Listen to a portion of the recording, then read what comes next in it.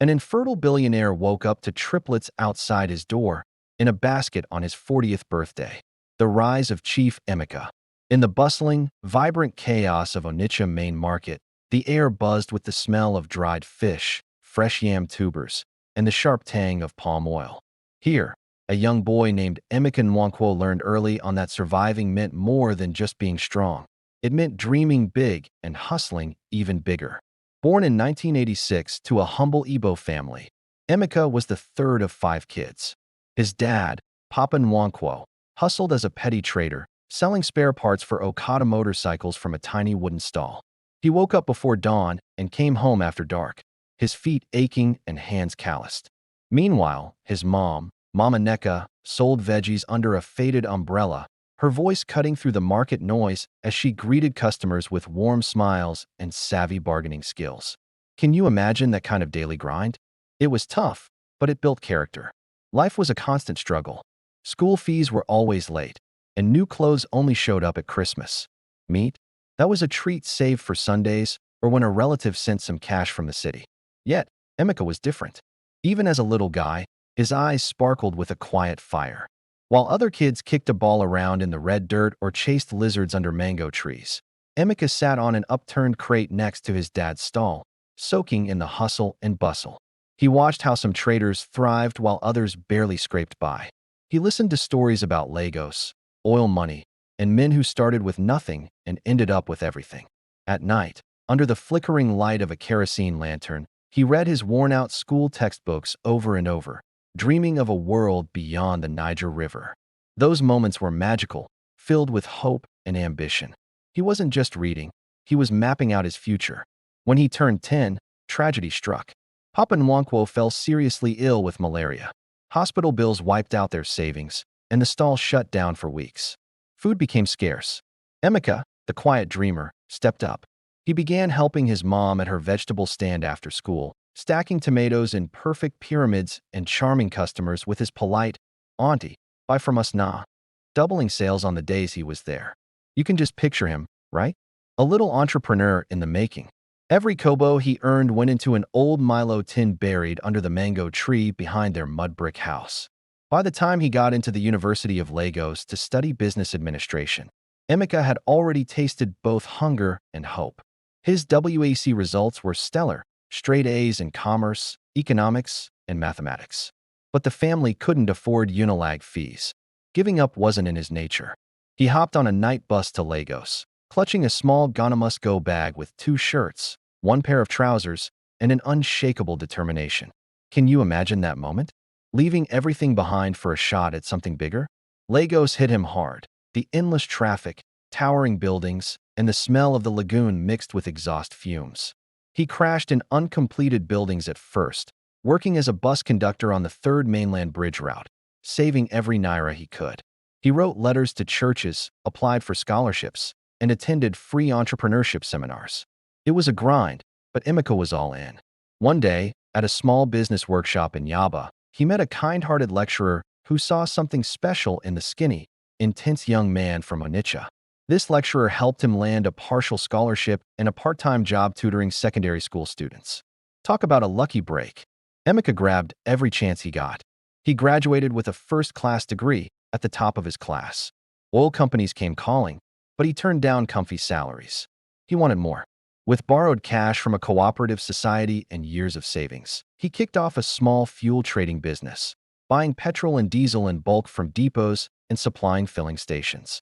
He worked 18-hour days, crashing in his tiny office in Apapa when deliveries ran late.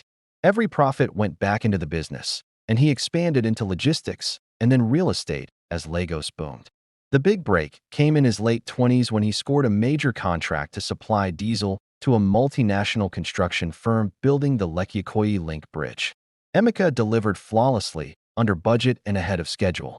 Word spread, and soon more contracts followed. It was like a snowball effect, one success leading to another.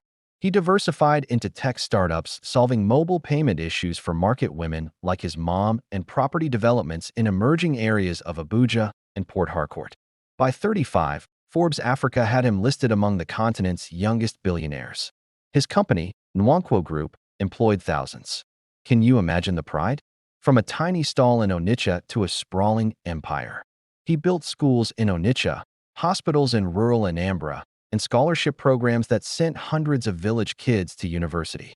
He bought his parents a beautiful house in Enugu, complete with generators and boreholes.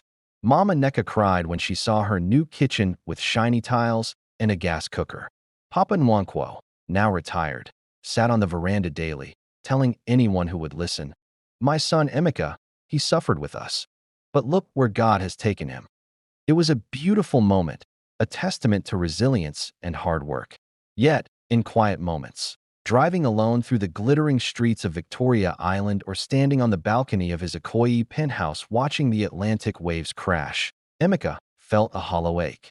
All the money in the world couldn't erase the memory of childhood hunger or the deeper wound from a tragic bicycle accident years ago. He had risen from dust to diamonds, but the higher he climbed, the more he felt the one thing his wealth could never buy: a child to call his own, a legacy to carry the Nwankwo name beyond his lifetime.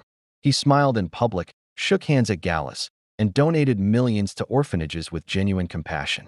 But at night, when the city quieted and the weight of solitude pressed down, Emeka whispered a prayer into the darkness.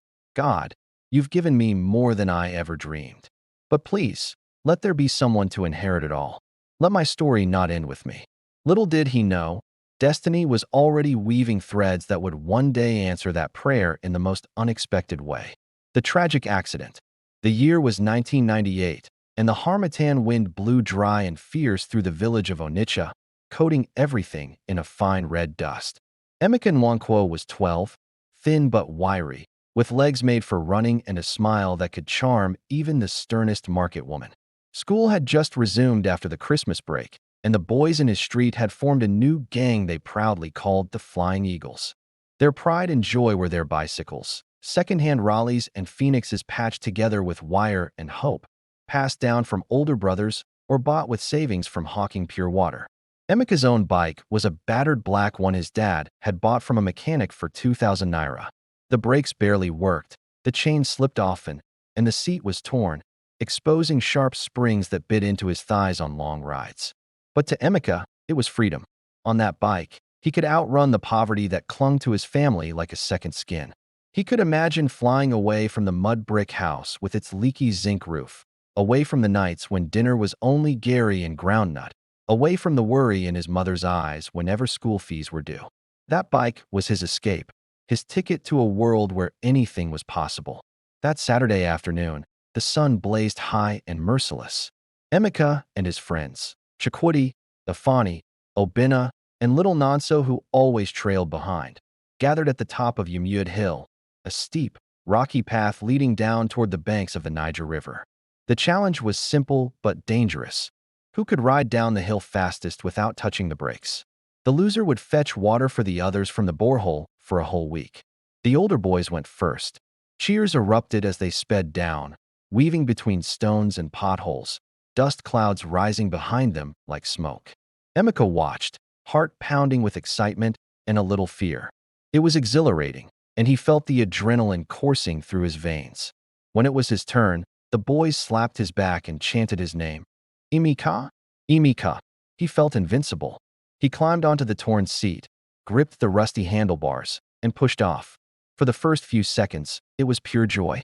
The wind rushed past his ears, cooling the sweat on his face. The world blurred, green mango leaves, red earth, distant shouts. He pedaled harder, faster, determined to beat Chikwidi's time. The bike rattled violently beneath him. He laughed out loud, a wild, free sound he rarely made. But then, just as he hit the steepest part of the hill, something went wrong. The chain slipped, and the bike jerked violently to the side.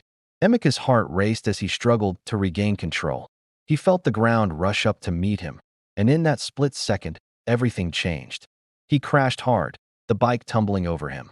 The race down Yumud Hill was more than just a thrill for Emeka and his buddies. It was a rite of passage, a wild adventure that perfectly captured the essence of childhood.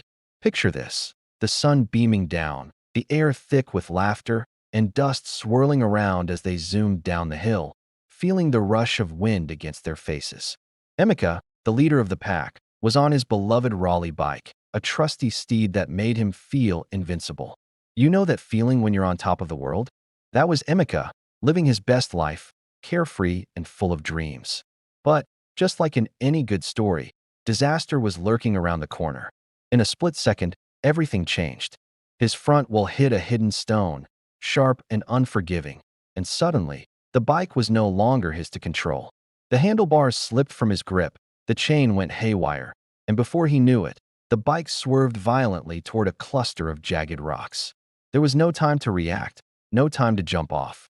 The bike flipped, and Emeka was launched over the handlebars, flying through the air like a rag doll. The impact was brutal. I can still hear that sickening crunch ringing in his ears, followed by a wave of white-hot pain that shot through him like lightning. He tried to scream, but all that came out was a choked gasp, a sound that echoed his panic. Blood soaked through his shorts, warm and spreading fast, a vivid reminder of how quickly life can change. The world around him spun in a dizzying blur as he heard his friends shouting in panic, their voices distant and muffled. Emeka! Emeka! Jesus! Blood day everywhere. Their cries were frantic, filled with fear and concern, but all he could focus on was the pain, a sharp reminder of his reality. Curled up on the ground, clutching himself, tears streamed down his face. This wasn't just a scrape or a bruise. This was pain beyond anything he had ever felt. He rocked back and forth, a primal response to the agony, praying for it to stop, praying for his mother to come and make everything okay. And then she arrived. Mama Neka came running, her face twisted in terror at the sight of the blood. The world around them faded as she fell to her knees, cradling his head in her lap. Nwam, my son, what happened? Her voice was a mix of panic and love, a mother's instinct kicking in as she tried to comfort him amidst the chaos. Papa Nwankwo arrived soon after, his face pale, reflecting the fear that gripped their family. With the help of neighbors, they fashioned a makeshift stretcher and carried Emeka to the village clinic, each bump sending fresh waves of pain through him.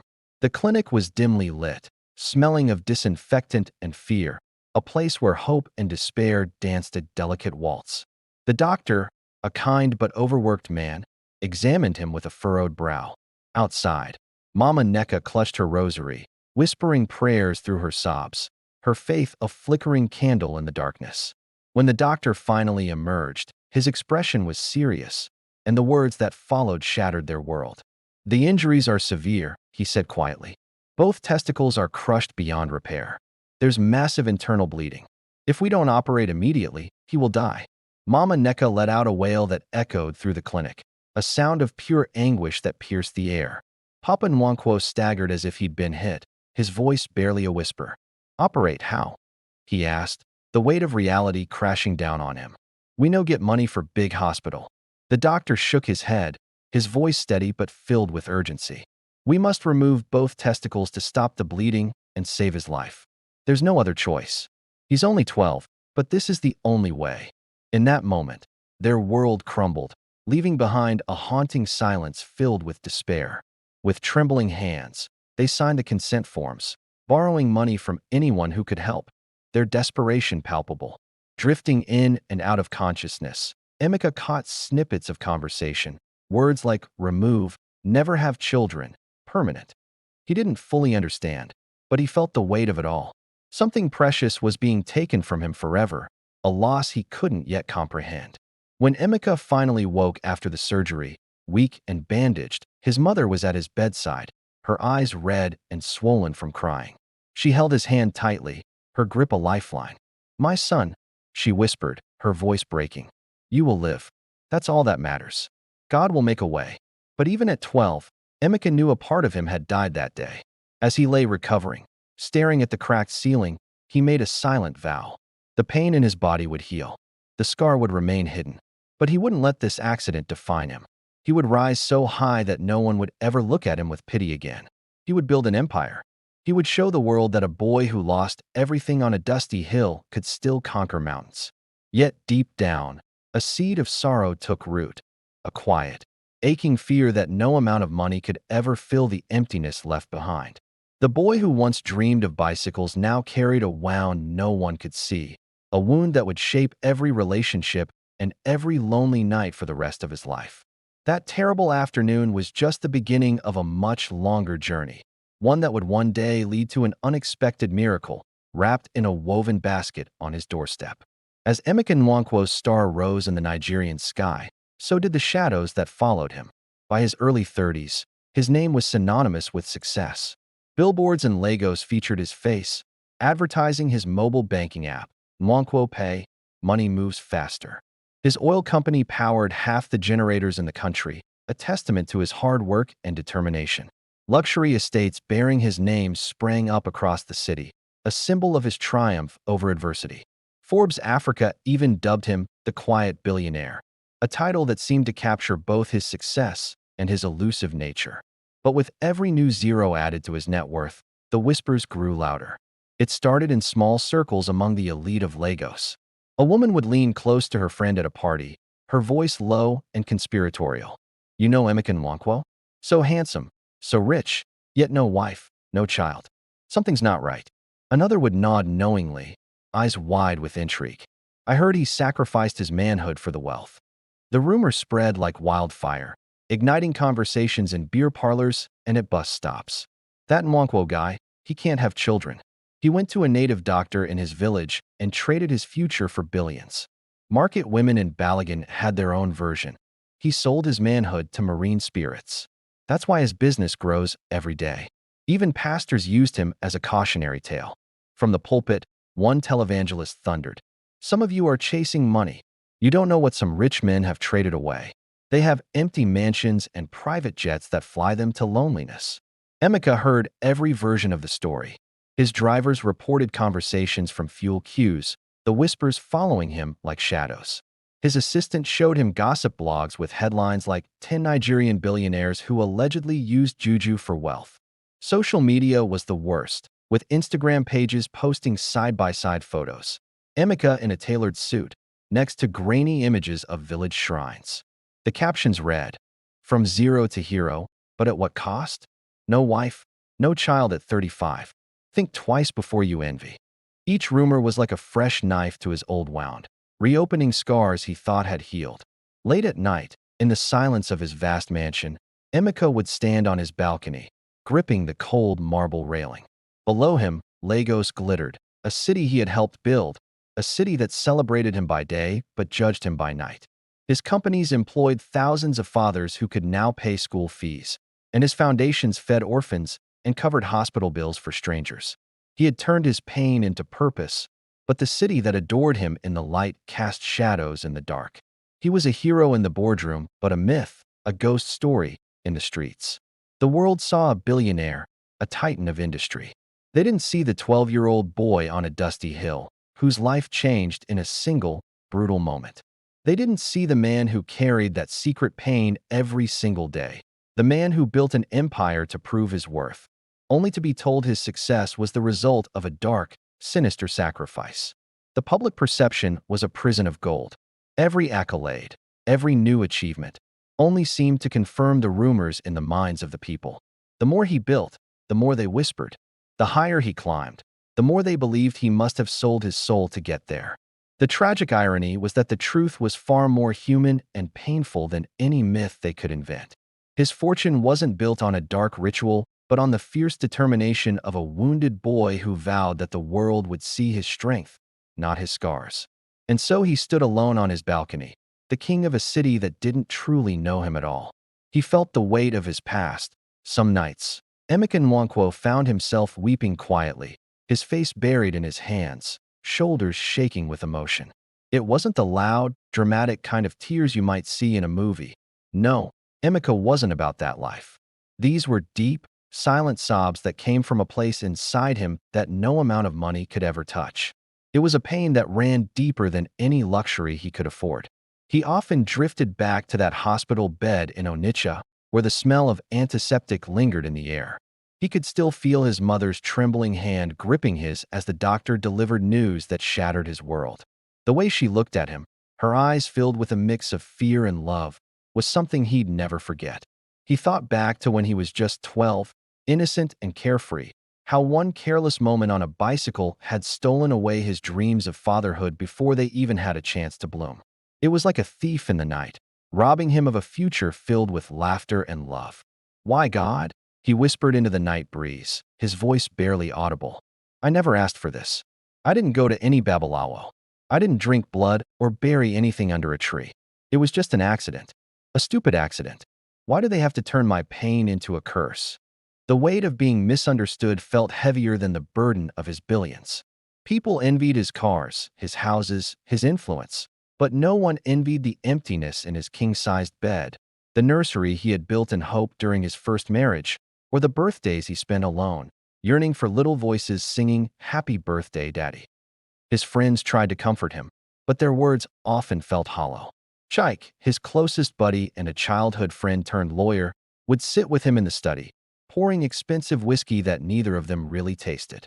Brothers, ignore them, Chike would say, trying to lift his spirits. It's just jealousy. You work hard, you win big. They don't get it. But Emeka would shake his head slowly, a sigh escaping his lips. It's not just jealousy, Chike. They think I chose this. They think I looked at fatherhood and said, no, I'd rather have private jets. As if any man would make that trade.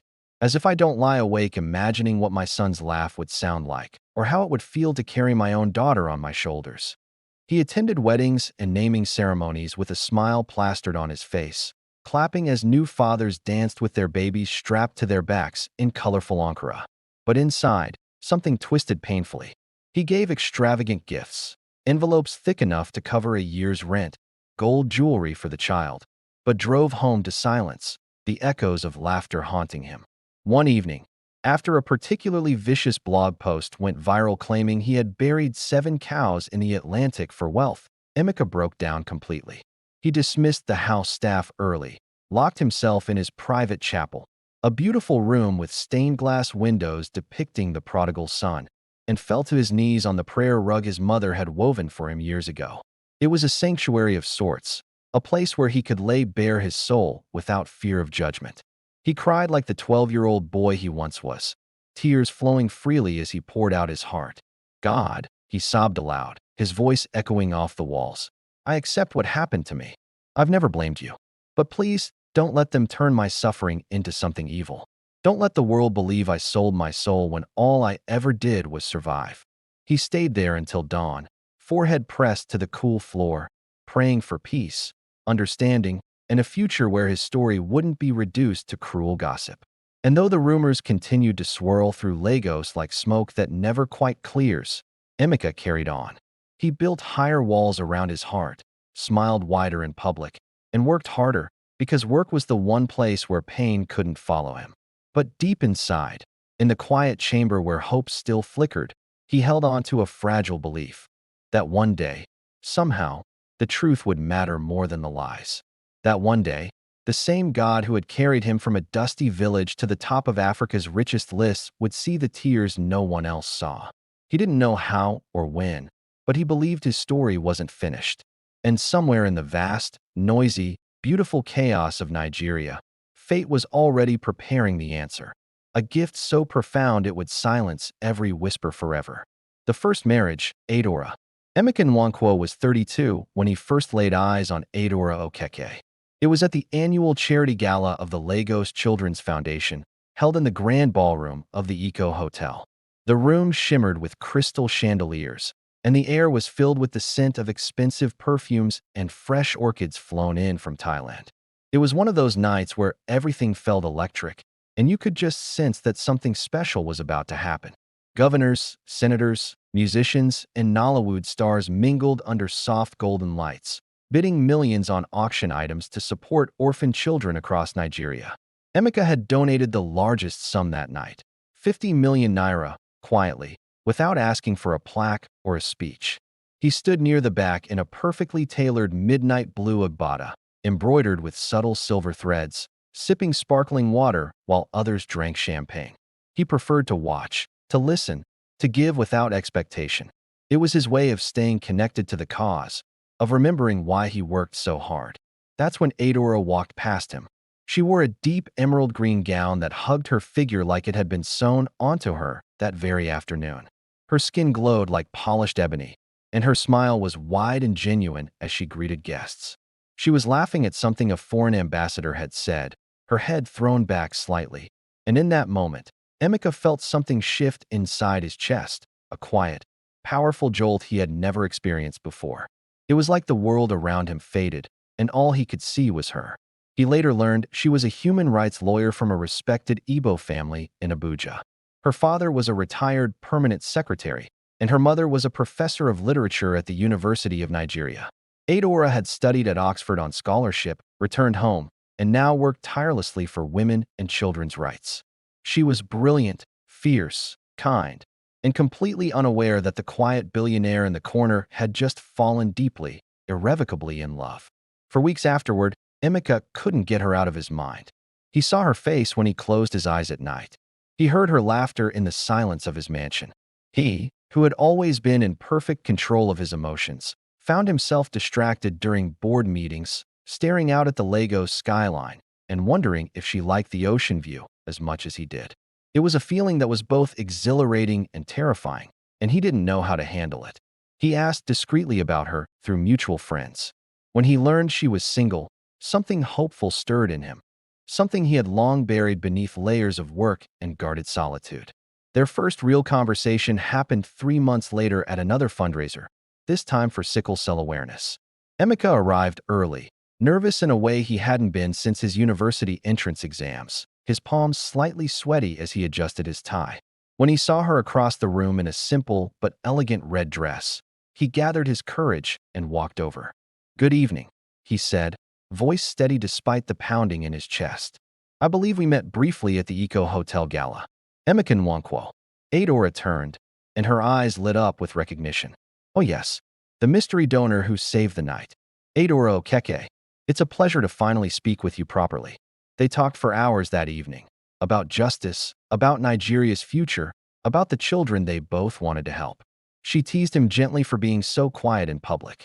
He made her laugh with stories of his early days hustling in Apapa. The connection was undeniable, electric even, and as the night wore on, Emeka felt a warmth spreading through him that he hadn't felt in years. When the event ended, he asked for her number. She gave it without hesitation, and in that moment, Emeka felt like he was on top of the world. It was a small gesture, but it felt monumental to him. From that day forward, they began to see each other more frequently. Coffee dates turned into long dinners filled with laughter, and Emeka found himself sharing parts of his life he had kept hidden for so long. Adora was different from anyone he had ever met. She challenged him, made him think about the world in ways he hadn't before. She was passionate about her work, and her dedication to helping others ignited a fire within him. He admired her strength, her ability to stand up for what she believed in, even when it was difficult.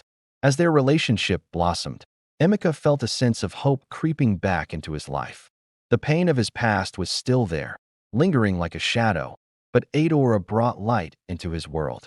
They spent weekends visiting orphanages, organizing fundraisers, and attending community events together. He loved seeing her interact with children, her face lighting up as she listened to their stories and offered words of encouragement. It was in those moments that he realized he wanted to build a family with her. But as their love story unfolded, what followed was a courtship that felt like it came straight out of a Nollywood romance, you know. Emeka took his sweet time wooing Adora, and he did it with such genuine thoughtfulness that it made your heart flutter just thinking about it. Instead of flashy bouquets, he sent her single stems of her favorite white lilies, each accompanied by a handwritten note that just screamed, "I care." Those little touches? Absolutely charming. They spent evenings at cozy restaurants overlooking the lagoon, where the atmosphere was perfect for long chats without any interruptions. Imagine them sitting there, the sun setting over the water, sharing stories and laughter. They even attended church together at the Catholic Cathedral on Lagos Island, sitting side by side in the pews. Just picture it, her hand occasionally brushing against his, sending sparks flying. It was like something out of a fairy tale. Emeka didn't stop there. He whisked her away to Calabar for a weekend just to soak up the carnival vibes and indulge in fresh seafood by the marina. In return, Adora took him to Abuja to meet her parents, who welcomed him with open arms into their lovely home in Maitama. You could just feel the warmth and love radiating from that family, right? Adora saw in Emeka a man who had built an empire yet remained so humble. He carried invisible scars but never complained, and he listened to her dreams with the same intensity he devoted to billion-naira deals. There was something so admirable about his quiet strength, his deep faith, and the way he spoke about his mother with such respect. It was like he was a blend of ambition and tenderness, and it drew her in. For the first time in his adult life, Emeka allowed himself to hope. With Adora, he felt truly seen, not just as the billionaire or the rumored ritualist, but as Emeka, the boy from Onitsha who had fought his way up. She made him laugh, challenged him, and prayed with him. And when she looked at him with those warm, trusting eyes, he dared to believe that maybe, just maybe, God had brought her into his life to heal his deepest wounds. 18 months later, they tied the knot in a wedding that beautifully blended tradition and elegance. And oh boy, was it a sight to behold. The traditional ceremony took place in Adaora's village in Anambra, with hundreds of guests gathered under colorful canopies. The air was alive with the sounds of Ojin drums and high-life music, creating an atmosphere that was just electric. Emeka arrived with a convoy that stretched for blocks, bringing bride price gifts so generous that Adaora's uncles wept openly. Can you imagine the joy and pride in that moment? The church wedding followed a week later at the Holy Cross Cathedral in Lagos. Adora looked absolutely radiant in a gown of French lace, and Emeka was handsome and emotional in his white traditional attire adorned with gold embroidery. Davido performed, and guess what? Genevieve Naji was a bridesmaid. The reception at the Eco Signature was like a dream come true. Thousands of guests, fireworks lighting up the Atlantic, and a cake taller than most kids. It was a celebration that everyone would remember for years to come. On their wedding night, in the presidential suite overlooking the ocean, Emeka held his new wife close and whispered through tears he could no longer hold back. Adora, you've given me more than I ever deserved. I promise to love you, protect you, and make you happy every single day of our lives. She kissed him softly and replied, and I promise to walk this journey with you, Emeka, wherever it leads. You are my home. In those early months of marriage, their joy knew no bounds. They traveled, Dubai for their honeymoon, Paris for Christmas, and New York for New Year's. They built a life in the Ikoyi mansion, filled with laughter and love.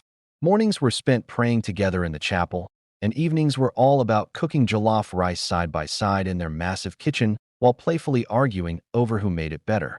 It was the kind of life that made you believe in love. Adora continued her legal work, while Emeka focused on his businesses, but they always carved out time for each other. They cherished those moments, whether it was a simple breakfast together or a late-night movie binge. Though they both longed for children, especially Adora, who dreamed of a house filled with little feet running across marble floors, they believed it would happen in God's time. They even prepared the nursery, with soft blues and creams, a hand-carved crib from Italy, and tiny clothes neatly folded in drawers. Emeka watched Adaora's face light up whenever they passed baby shops, and his heart swelled with love and quiet fear. He hadn't yet shared the full truth with her. He kept telling himself there was still time, that miracles could happen, and maybe the doctors had been wrong all those years ago. He clung to that hope like a lifeline because losing Adora, the one person who made the world feel whole again, was a pain he could not bear to imagine. Little did he know that the storm was already gathering on the horizon, and that the love they shared, as deep and true as it was, would soon face the cruelest test of all. The first year of marriage passed like a beautiful dream. Emeka and Adora woke each morning wrapped in each other's arms, sunlight filtering through silk curtains onto their king-sized bed. They prayed together, ate breakfast on the terrace overlooking the garden, fresh fruits, akara, and pap prepared by the chef, and then kissed goodbye as they left for their separate worlds. Adora to her law chambers in Victoria Island, Emeka to his office tower in Ikoyi. Evenings brought them back together for cooking experiments that often ended in laughter over burnt stew, long walks along the beach at Tarkwa Bay, or quiet nights reading side by side in the library. It was a blissful routine that felt like a fairy tale. They spoke openly about children from the beginning.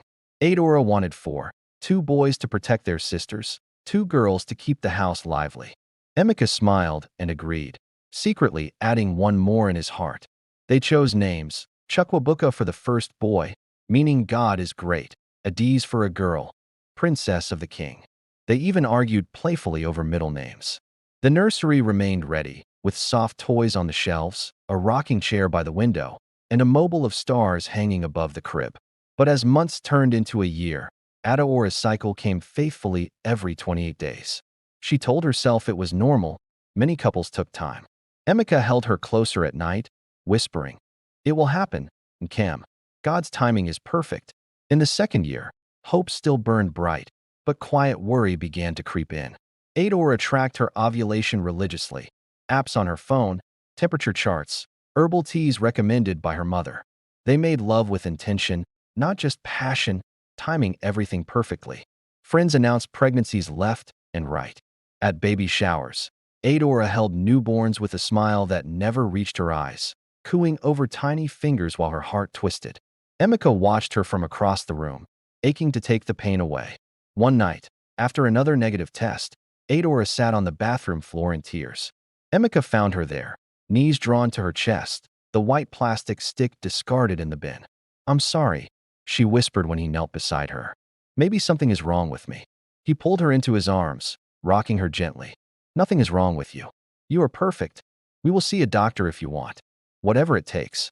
They began the medical journey together, first discreetly, then more urgently. Adaora's tests came back perfect.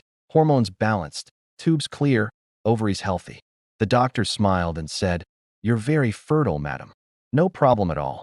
Relief washed over her, but Emeka felt a cold grip of dread creeping in.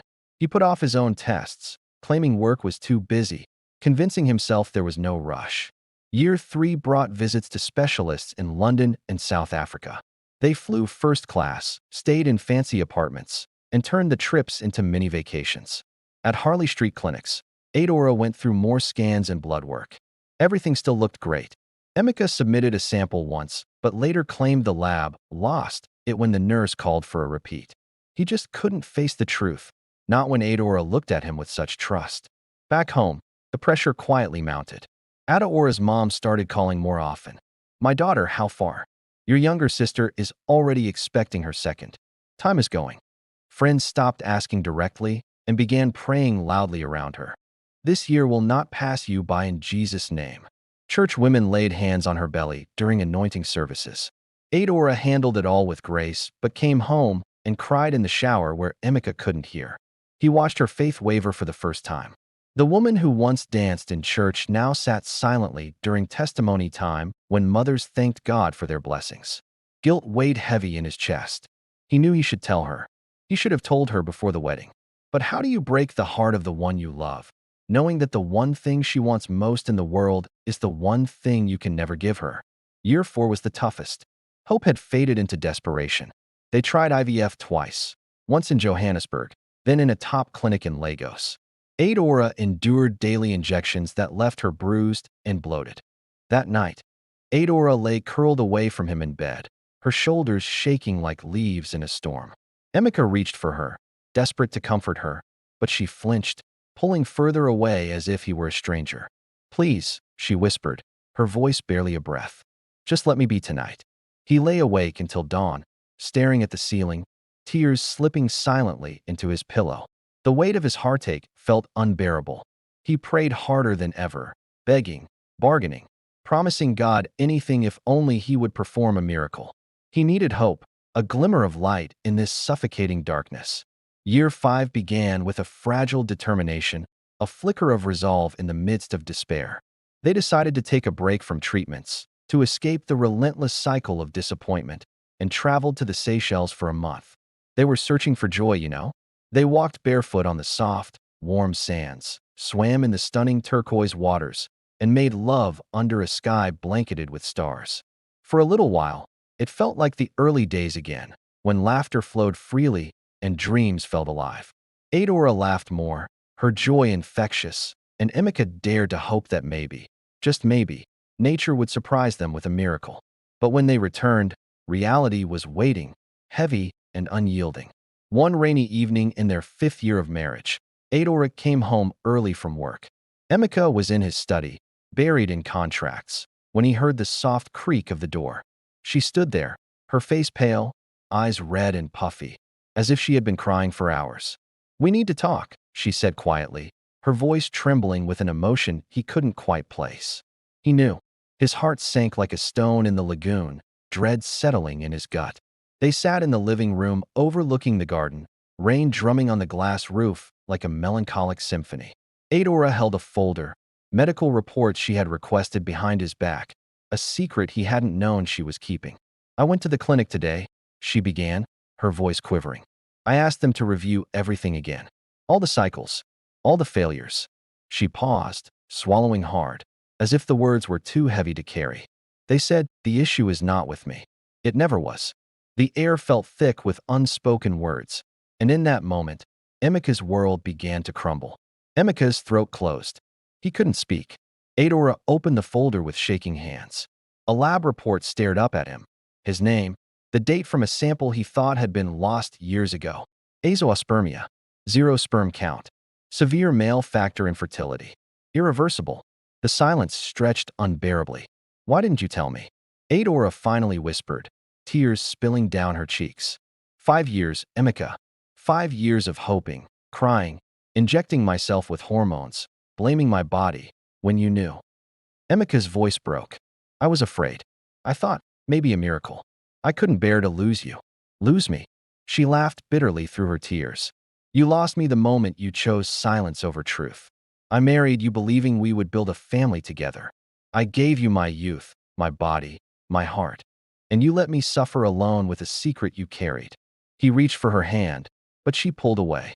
I love you, he said desperately. More than anything. We can adopt. We can. No, her voice was firm now, though it shook. I want to carry my own child.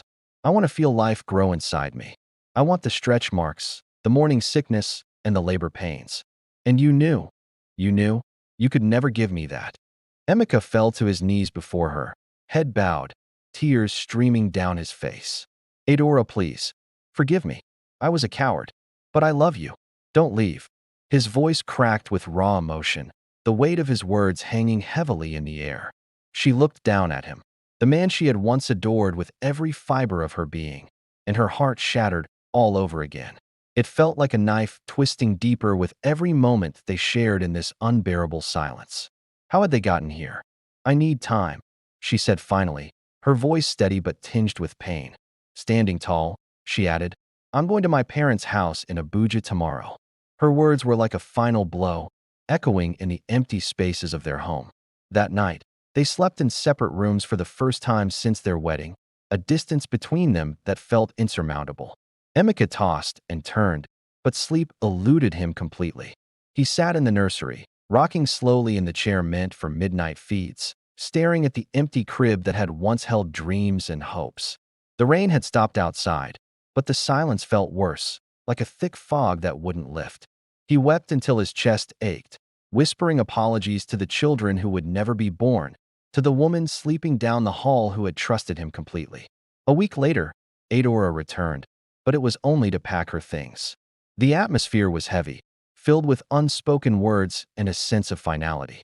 She left a simple note on the dresser. I will always love the man I thought you were. But I cannot stay with the man who watched me break and said nothing. Goodbye, Emika. Each word felt like a dagger, piercing through his heart. When the door closed behind her, Emika sank to the floor of their bedroom no longer, and cried like a child who had lost everything. The mansion, once filled with love and laughter, became a tomb of memories, echoing with the ghosts of what could have been. The nursery door remained locked, a painful reminder of dreams deferred. The wealth that continued to pour in felt like mockery, a cruel joke in the face of his heartbreak. And for the first time in his adult life, Chief Emeka Nwankwo, billionaire, philanthropist, conqueror of worlds, was utterly, completely alone. The morning Adora left, the sky over Lagos was heavy with rain clouds, as though the heavens themselves mourned what was about to happen.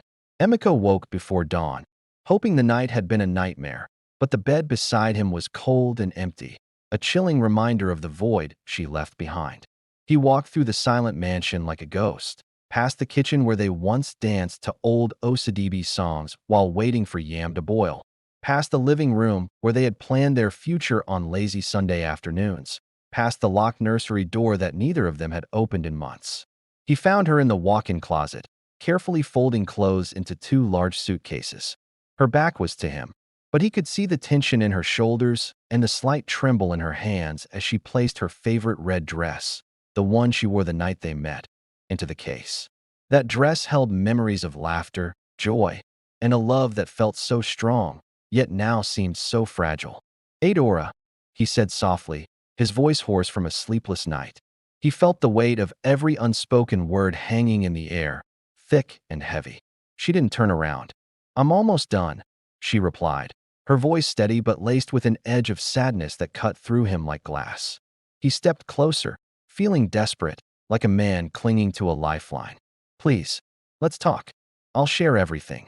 Every detail, every fear I've carried since I was 12. I'm ready to lay it all out there. We can see counselors, pastors, anyone you think might help. We can adopt tomorrow if that's what you want. Just don't go. The desperation in his voice was palpable, each word a plea for understanding, for connection. He wanted her to see the man he truly was, beneath the layers of fear and regret. He remembered the dreams they had shared, the plans they had made, and the love that had once felt unbreakable. I can't imagine my life without you, Adora. You're my everything, he added, hoping against hope that his words could bridge the chasm that had grown between them. Adora paused, her hand resting on a silk scarf he had bought her in Paris, a memory of a happier time. For a moment, he thought she might soften, might turn back to him and let him in. But when she finally turned, her eyes were red and resolute, a storm of emotions swirling behind them. It's too late, Emeka, she said quietly, her voice breaking just a little. 5 years. 5 years of my body being poked and prodded, of injections and scans and false hopes. 5 years of watching other women grow round with life while I smiled and pretended it didn't kill me inside. And all that time, you knew? You knew the problem was yours, and you let me carry the shame alone. Emeka's knees buckled. He sank onto the ottoman in the center of the closet, burying his head in his hands, feeling utterly crushed. I was terrified, he admitted, his voice breaking. I thought if you knew the truth, you would leave me before we even started. I kept telling myself I would tell you after the wedding, then after the first year, then after the second. I kept waiting for a miracle that never came. I was selfish. I was a coward. But I swear on my mother's life, I never meant to hurt you. Tears streamed silently down Adeora's cheeks. She knelt in front of him, taking his hands in hers, the first time they had touched in weeks. It felt electric, yet so painfully distant. I believe you didn't mean to hurt me, she whispered, her voice softening just a bit. That's what makes this worse. Because I loved you so completely. I would have stood by you through it all. If you had trusted me enough to tell me the truth from the start, I would have grieved with you, prayed with you, chosen a different path with you. We could have adopted years ago. We could have built a family in another way. But you didn't trust me with your pain, Emeka. You didn't trust me to love you even when you felt broken. Emeka wept openly now, great sobs shaking his broad shoulders, feeling like a man stripped bare of everything he thought he was. I thought I wasn't enough for you without kids. I thought you would look at me and see only what was missing. Adora cupped his face, her thumbs brushing away his tears with a tenderness that felt both soothing and heartbreaking. I looked at you and saw everything I ever wanted, until I realized you never believed you were enough for me. You built this wall around your heart, and I could never reach you. It's like we were in two different worlds. Emeka, I wanted to share my life with you, but you kept me at arm's length. As silence enveloped them, Emeka felt the truth of her words sink in, a heavy realization that maybe, just maybe, they had both been lost in their own fears, missing the chance to truly connect. They stayed there for what felt like forever, kneeling on the closet floor, surrounded by half-packed clothes, holding each other tight as the love they had built slowly crumbled around them. It was like the world outside had faded away, leaving just the two of them in that cramped space, feeling the weight of everything they had shared. The memories, the laughter, the dreams, they all seemed to hang in the air, heavy and bittersweet. Finally, Adora stood up, breaking the spell. My flight to Abuja is at noon. My dad is waiting. Her voice was steady, but Emeka could hear the tremor underneath. He nodded, knowing this moment was inevitable, yet wishing he could freeze time and hold on to her a little longer. Emeka helped her close the suitcases with trembling hands, insisting on carrying them downstairs himself. There was something about that final act, a last chance to take care of her, to feel like he was still her protector, even if just for a moment. He wouldn't let the driver touch them, not wanting anyone else to handle what was left of their life together. In the foyer, Under the massive chandelier that had sparkled on their wedding day, they faced each other one last time. The light flickered, casting shadows that seemed to dance around them, echoing the joy they once shared. "I'll never stop loving you," Emeka said, his voice cracking as he fought back tears. "If you ever need anything, anything at all, you know where to find me." The sincerity in his words was palpable, like a lifeline thrown into the stormy sea of their parting. Adora nodded, unable to say a word. Her eyes glistened with unshed tears, and she reached up to straighten his collar, a little gesture she had done every morning for 5 years. It was as if she was trying to hold on to the remnants of their life together, to keep that small piece of intimacy alive just a little longer. Then she kissed his cheek softly, lingering for a moment as if trying to memorize the feel of him, the warmth of their shared history. The door opened, and rain started to pour down in heavy sheets, the sound of it drumming against the pavement outside. The driver held an umbrella, but Adora walked right into the downpour, letting it soak her as she climbed into the car. Emeka stood at the threshold, watching the taillights disappear down the palm-lined driveway, until the gates closed, and all that was left was the sound of rain hitting the marble. He didn't move for hours, lost in a haze of memories and emotions that threatened to drown him. The staff found him still standing in the open doorway, soaked to the bone, staring into space. They gently led him inside, but he refused food, refused to change, and turned down everything but the pain. It was as if he had wrapped himself in grief, refusing to let go of the only thing that felt real. That night, he sat in the darkened living room with a bottle of expensive cognac he didn't touch. The weight of silence enveloped him, and he pulled out his phone, scrolling through photos. Their wedding, their honeymoon in Dubai, Adora laughing on a camel, her sleeping on his chest during a flight to New York, her dancing at her cousin's wedding with pure joy lighting up her face. Each image was a dagger to his heart, a reminder of what he had lost. He cried until there were no tears left, until his throat felt raw and his chest ached with a grief deeper than anything he had felt since the day of the accident. It was a grief that felt all-consuming, a black hole that swallowed every ounce of joy he had ever known. Days turned into weeks, and the world outside continued on, indifferent to his suffering. Adora filed for divorce quietly, through lawyers. Emeka signed everything without contest, feeling like a ghost in his own life. She kept only her personal belongings and a small settlement, way less than she deserved. It felt wrong, like he was robbing her of her worth, but he couldn't bring himself to fight it. He had already lost her. What was the point of dragging it out? She moved back to Abuja, throwing herself into her work with a fierceness that worried her colleagues. It was like she was trying to outrun the pain, to fill the void with accomplishments and success. Emeka admired her strength, but also felt a pang of guilt for not being able to be the man she needed. A year later, Emeka got an invitation in the mail, and his heart sank as he opened it. It was a cream-colored card, elegant script. Mr. and Mrs. Chukwudi Okonkwo joyfully announced the dedication of their twins, Chidera and Chidibam. The news hit him like a punch to the gut. Adora had remarried, a kind doctor from her church, a widower with no kids of his own. The twins were born just 9 months after the wedding, a swift reminder of how life moved on without him. Emeka held the invitation for a long time, tracing the names of the babies with his fingertip, feeling a mix of emotions swirl inside him. He sent a generous, anonymous gift through a mutual friend, hoping to express his goodwill without intruding on her new life. Then he went to the chapel in his mansion, knelt before the crucifix, and wept again. Not out of jealousy, not out of anger, but for the life they might have had if he had been braver. For the woman who had loved him completely, and whom he had failed in the worst way a husband can fail his wife. For the children who would never call him daddy, and for the empty space in his heart that no amount of money, no empire, no success could ever fill. Adaora's departure didn't just take her from the house.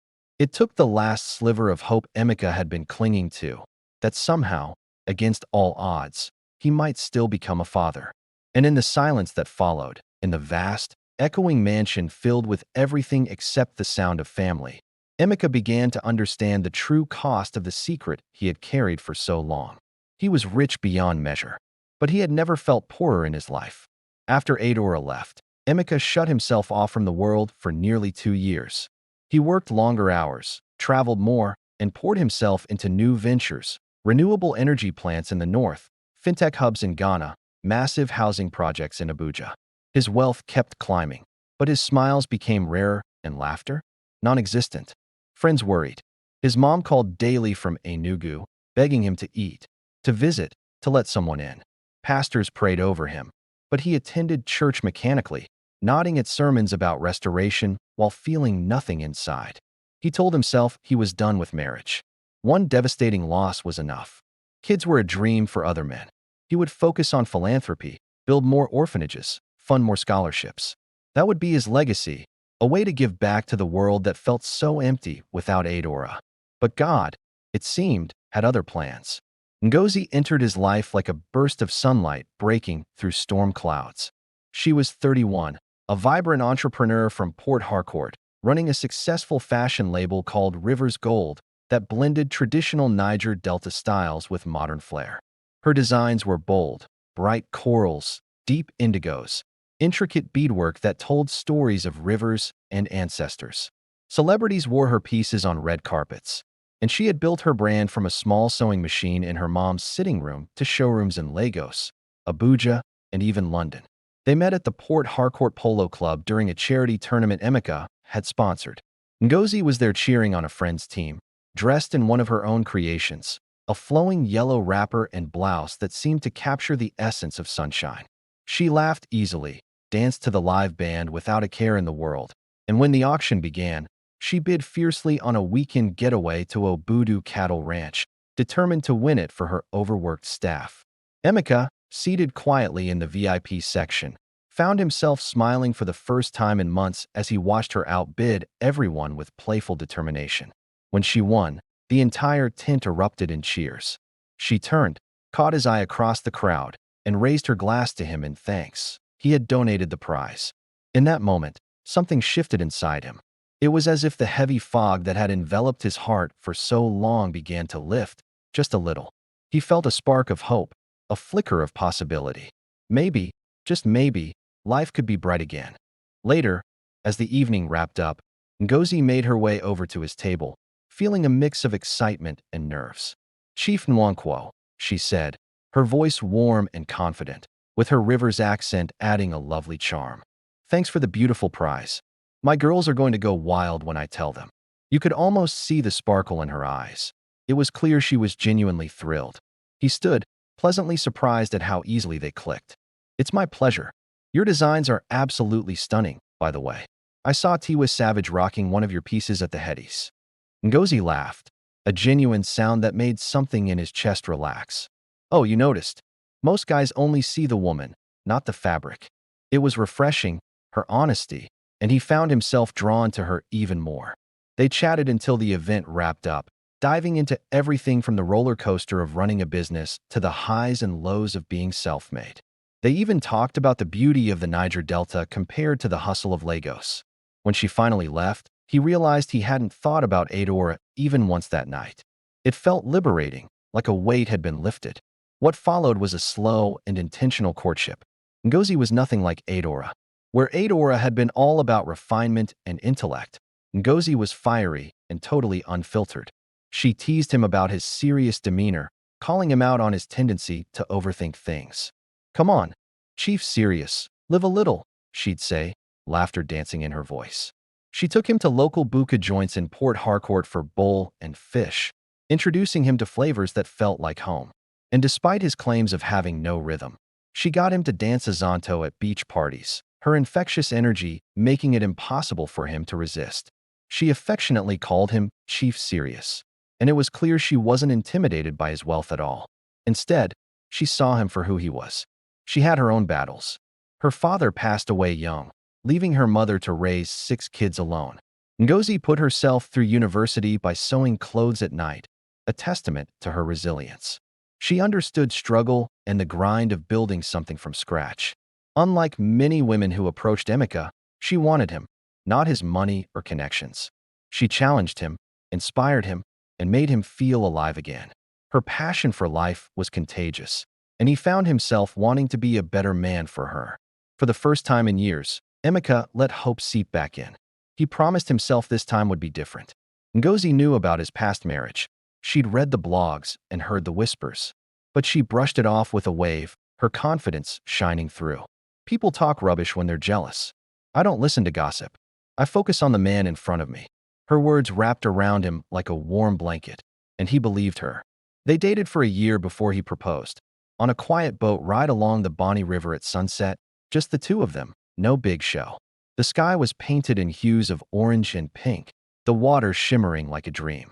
He knelt on the deck, holding a simple ring with a single diamond, his heart racing. Ngozi, you brought color back into my life when everything was gray. Marry me. Let's create something beautiful together. She cried, laughed, and said yes all at once, her joy lighting up the entire river. The wedding was smaller than his first, but just as joyful. Held partly in Port Harcourt and partly in Lagos, it celebrated both their roots. Ngozi designed her own dress, ivory lace with gold embroidery that caught the light beautifully, making her look like a goddess. Emeka's mother danced so hard her geli nearly fell off, while Ngozi's siblings sang traditional songs that brought everyone to tears. It was a celebration of love, laughter, and family, a day they would both cherish forever. In the early months of marriage, they were blissfully happy. They split time between Lagos and Port Harcourt, balancing work and play. Ngozi expanded her brand with Emeka's quiet support, opening a flagship store in Victoria Island, and it felt like they were building a life together, brick by brick. They traveled, Sao Tome for their honeymoon, Cape Town for their anniversary, Italy for Fashion Week. They argued passionately about everything from politics to jollof rice, then made up even more passionately, their chemistry undeniable. And like before, they spoke about children immediately. Ngozi wanted 3, 2 boys and a girl, she declared one night as they lay on the rooftop terrace watching stars. The boys will be tall like you, the girl will have my fire. Emeka's heart clenched at the thought, but he smiled, knowing they would face whatever came together. Whatever God gives us, he replied, feeling a mix of hope and fear, ready to embrace the journey ahead. This time, he was determined to be honest. He scheduled a doctor's appointment 6 months into the marriage, intending to finally face the results together. But work delayed it, then travel, then Ngozi's fashion show season. He told himself there was no rush. They were young, healthy, happy. The first year passed without conception. Ngozi shrugged it off. My mama took 2 years before me. It will happen. The second year brought subtle tension. Ngozi's cycles became a monthly disappointment. She started tracking, taking folic acid, drinking herbal concoctions from her village. They made love with calendars in mind. Friends asked innocently at parties, "When are we hearing the good news?" Ngozi laughed it off, but Emeka saw the strain in her eyes. He finally went for the test alone, telling her it was a routine checkup. The results were the same as always, 0 sperm count. Irreversible. He came home that evening carrying the report in his briefcase like a death sentence. He planned to tell her over dinner, to lay everything bare, the accident, the secret, the fear. But when he walked in, Ngozi was waiting with a surprise. She had transformed the guest room into a nursery, and it was absolutely heartwarming. Soft greens and yellows filled the space.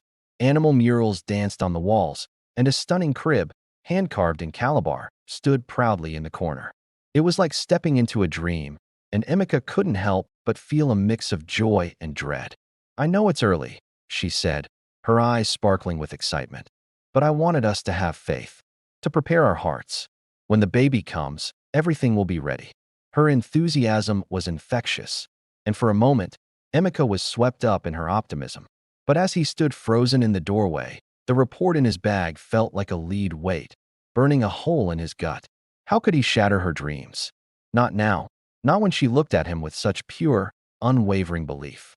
He hugged her tightly, feeling the warmth of her body against his, and whispered, "It's perfect, just like you." The words came out, but they felt like a lie, a desperate attempt to mask the truth that loomed over them. The third year of their marriage became a slow unraveling. What had started as hope began to shift into worry, then quiet desperation. Ngozi, with her fierce determination, sought specialists in Lagos and then London, convinced that they could find a solution. Her tests came back perfect, just like Adaora's had, and each time she received good news, it felt like a small victory. But the doctors suggested Emeka be tested too, and that's where he faltered. He kept delaying, using work stress, travel, and anything else he could think of as excuses to avoid facing the truth. One night, after yet another failed cycle, Ngozi sat on the edge of the bed, tears streaming silently down her cheeks. Emeka held her, guilt gnawing at him, a heavy weight in his chest. "I think something is wrong with me," she whispered, her voice barely audible. "Maybe I'm paying for some sin I don't know about." Those words shattered Emeka's heart into a million pieces. "No, never think that. You're perfect," he reassured her, but deep down, he was drowning in his own shame, unable to bring himself to reveal the truth. The truth slipped out by accident. Desperate for answers, Ngozi reached out to the London clinic behind his back. A sympathetic nurse, remembering Emeka from years ago, confirmed they had old records. It was a simple inquiry, but it led to devastating revelations. Ngozi paid for copies to be sent, and when the envelope arrived, she opened it alone in the study, her heart racing. The report was clear, and it hit her like a ton of bricks. The dates went back years, and the diagnosis hadn't changed. She confronted him that evening as he returned from work, her eyes blazing with hurt and betrayal. The fight was devastating. Ngozi hurled the papers at him, tears streaming down her face, her voice breaking between Igbo and English. 3 years, Emeka. 3 years of me blaming my body, crying in bathrooms, praying and fasting, while you knew and you let me suffer. Each word felt like a dagger, piercing through the facade he had tried to maintain. Emeka fell to his knees, begging, "I was going to tell you. I swear. I couldn't bear to break your heart. But the damage was done. You already did," she screamed, her voice raw with pain. "You watched me build a nursery for children that can never come. And you said nothing. How could you do this to me? How could you do this twice?" The words hung in the air like smoke, thick with betrayal. Ngozi's face crumpled as realization hit her. Adora. She left for the same reason, didn't she? It wasn't her. It was never her. It was you. Emeka could only nod, tears streaming down his face, feeling the weight of his past crashing down on him. Ngozi sank to the floor across from him, hugging her knees, rocking back and forth, lost in a whirlwind of grief and anger. In that moment, everything they had built together felt like it was crumbling around them, leaving only the raw truth of their situation. "I loved you," she whispered, her voice barely above a breath. "I loved you enough to build a life with you. If you had just been honest from the start, we could have figured things out. Adopted, used donors, found a way. But you didn't trust me. You didn't believe I was strong enough to love the real you." 2 weeks later, she was gone. Just like that, a life they had dreamed of together unraveled, leaving Emeka in a haze of confusion and regret. The divorce was quiet, painful, and final. Ngozi kept her business, her dignity, and a settlement she barely touched. She moved back to Port Harcourt, pouring herself into her work with a fierce passion that made her brand explode internationally. Emeka watched from afar, feeling like a ghost in his own life. He was left with an empty nursery, another closed door in his mansion, and a piece of his heart lost forever. The crib Ngozi had chosen sat there, a haunting reminder of what could have been. He sat in the dark for days, staring at the smooth wood, running his fingers over it, remembering the dreams they had woven together. 2 wives, 2 loves, 2 devastating failures. All because of one secret he could never bring himself to share. The weight of it crushed him, and as the pain sank deeper, Emeka wondered if he was destined to walk through life alone, rich beyond measure, powerful beyond imagining, but forever childless, forever broken, forever haunted by a childhood accident that had stolen more than he could ever reclaim. 3 years of hope and heartbreak. The first year with Ngozi felt like a breath of fresh air. Every morning, Emeka woke to the delicious smell of fresh pepper soup simmering in the kitchen, Ngozi's specialty, made with catfish from the Bonny River and spices that reminded him of home. The aroma would wrap around him like a warm hug, pulling him from sleep. She'd pad into the bedroom wearing one of his oversized shirts, her hair wrapped in a colorful scarf, bringing a tray of breakfast, boiled plantain, scrambled eggs with uga leaves, and steaming tea. They'd eat in bed, laughing over silly things, her teasing him for reading business news before sunrise, him pretending to be offended when she swiped the last piece of plantain. Those mornings felt like magic, a routine he cherished deeply. They turned the Ikoyi mansion into a real home again. Ngozi redecorated with vibrant rivers delta colors, deep blues and golds, woven raffia baskets on the walls, handmade pottery from her village proudly displayed on shelves. She filled the rooms with music, Burna Boy, flavor, and old-school highlife that made the staff smile as they worked. It was a symphony of life, laughter, and love that echoed through the halls. On weekends, they'd escape to Port Harcourt, staying in her family's compound where her mother would insist on feeding Emeka pounded yam until he begged for mercy. Her younger brothers would drag him to play football on dusty pitches, their laughter ringing in the air, filling Emeka's heart with warmth. Children were always part of the conversation, but lightly, joyfully, like a gentle breeze. One evening, as they sat on the balcony watching the sunset paint the lagoon orange, Ngozi rested her head on his shoulder, a serene smile on her face. "I want 3, she said dreamily. 2 little troublemakers like their father, and 1 princess who will rule us all." Emeka's heart clenched at her words, a mix of joy and fear swirling within him. He kissed her forehead, holding her close. "3 sounds perfect. We'll start practicing right away." That night, they made love with the windows open to the ocean breeze. No calendars, no pressure, just the pure joy of being young and in love. Emeka let himself believe that this time, maybe God would answer differently. But month after month, Ngozi's period arrived like clockwork. At first, they laughed it off. "My body is just enjoying the marriage too much," Ngozi joked, her eyes sparkling with mischief. "It's not ready to share me yet." Emeka smiled along, but the old fear began to creep back in, tightening its grip on his heart. Year 2 brought subtle changes. Ngozi started buying ovulation kits in secret, peeing on sticks in the bathroom, while Emeka pretended not to notice. He'd hear the soft rustle of the wrappers, the faint click of the plastic, and it gnawed at him. She drank Agbo mixtures sent by her aunt in the village, bitter herbs wrapped in newspaper, boiled into dark tea that she forced down with a grimace. Every morning, she tracked her temperature, marking little red dots on a chart hidden in her bedside drawer. They still made love often, passionately, but now there was an undercurrent of purpose. Afterward, Ngozi would whisper, hand on her flat belly, "This time, I feel it. I really do." Emeka held her tighter, guilt gnawing at him like a silent rat. He promised himself he would tell her soon. After her next big fashion show. After their anniversary trip to Zanzibar. After. The heartbreak came in waves. The first real crack appeared at a family naming ceremony in Port Harcourt. Ngozi's younger sister had just given birth to a bouncing baby boy. The compound overflowed with joy, drums, dancing, money spraying everywhere, palm wine flowing like rivers. Ngozi carried the baby all day, rocking him gently, singing lullabies in Kalabari. When the child finally fell asleep against her chest, she looked up at Emeka with eyes full of longing. One day, she whispered, "This will be us." Emeka nodded, throat tight, unable to speak. The weight of her words hung heavy in the air, a promise he couldn't fulfill. That night, back in their hotel room, Ngozi cried quietly in the shower. Emeka stood outside the door, fist pressed to his mouth, hating himself for the secret burning inside him. He wanted to comfort her, to tell her it would be okay. But how could he? The truth felt like a jagged stone in his throat. Year 3 was when hope began to crack. Ngozi's laughter grew quieter. Her smiles took effort, like lifting a weight too heavy to bear. She threw herself into work with a desperation that worried her staff. New collections launched every few months. International buyers courted relentlessly, sleepless nights sketching designs until dawn. The hustle became her escape, a way to drown out the silence that filled their home.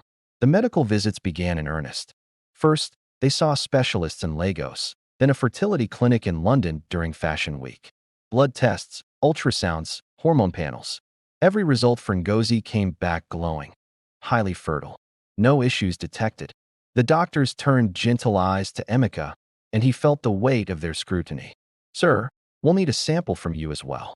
He made excuses, upcoming board meetings, travel schedules, stress affecting results.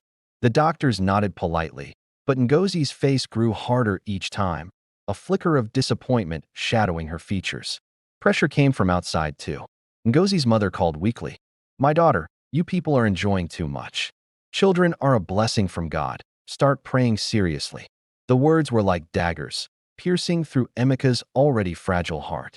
Church members laid hands on her belly during deliverance services, fervent prayers rising like incense. Old classmates sent WhatsApp messages with photos of their toddlers. "When are we coming for yours?"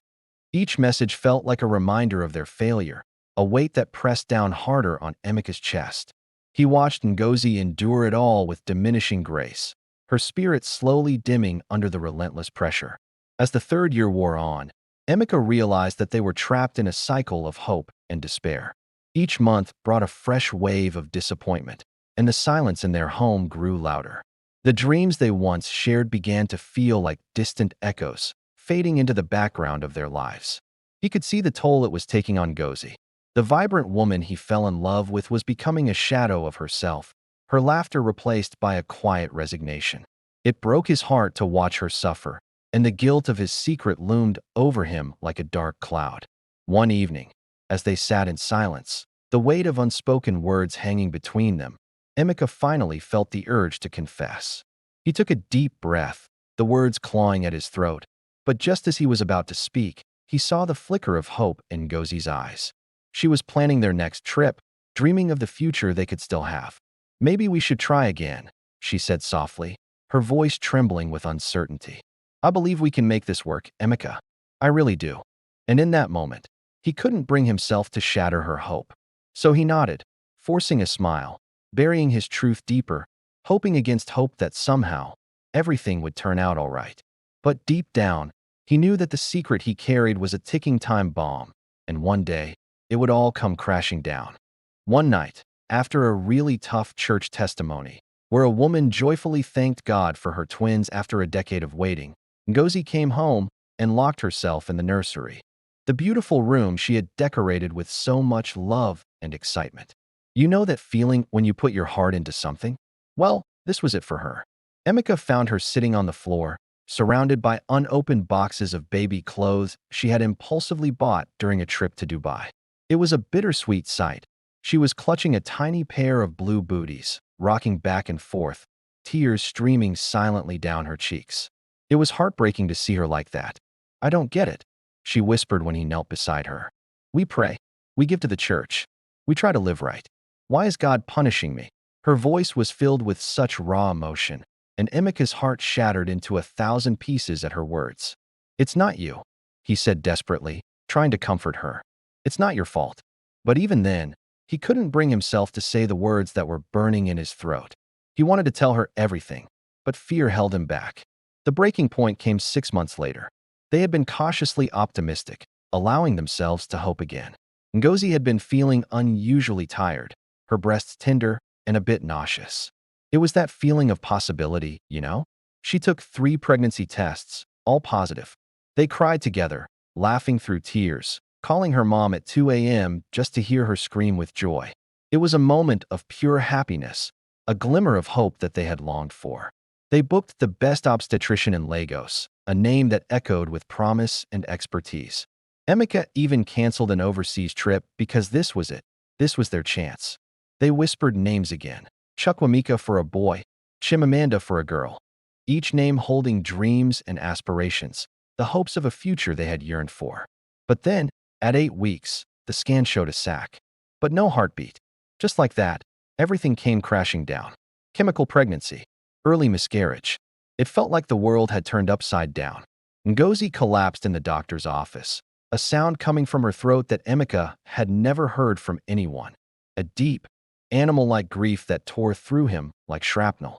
It was a sound that echoed in the room, a sound of pure despair.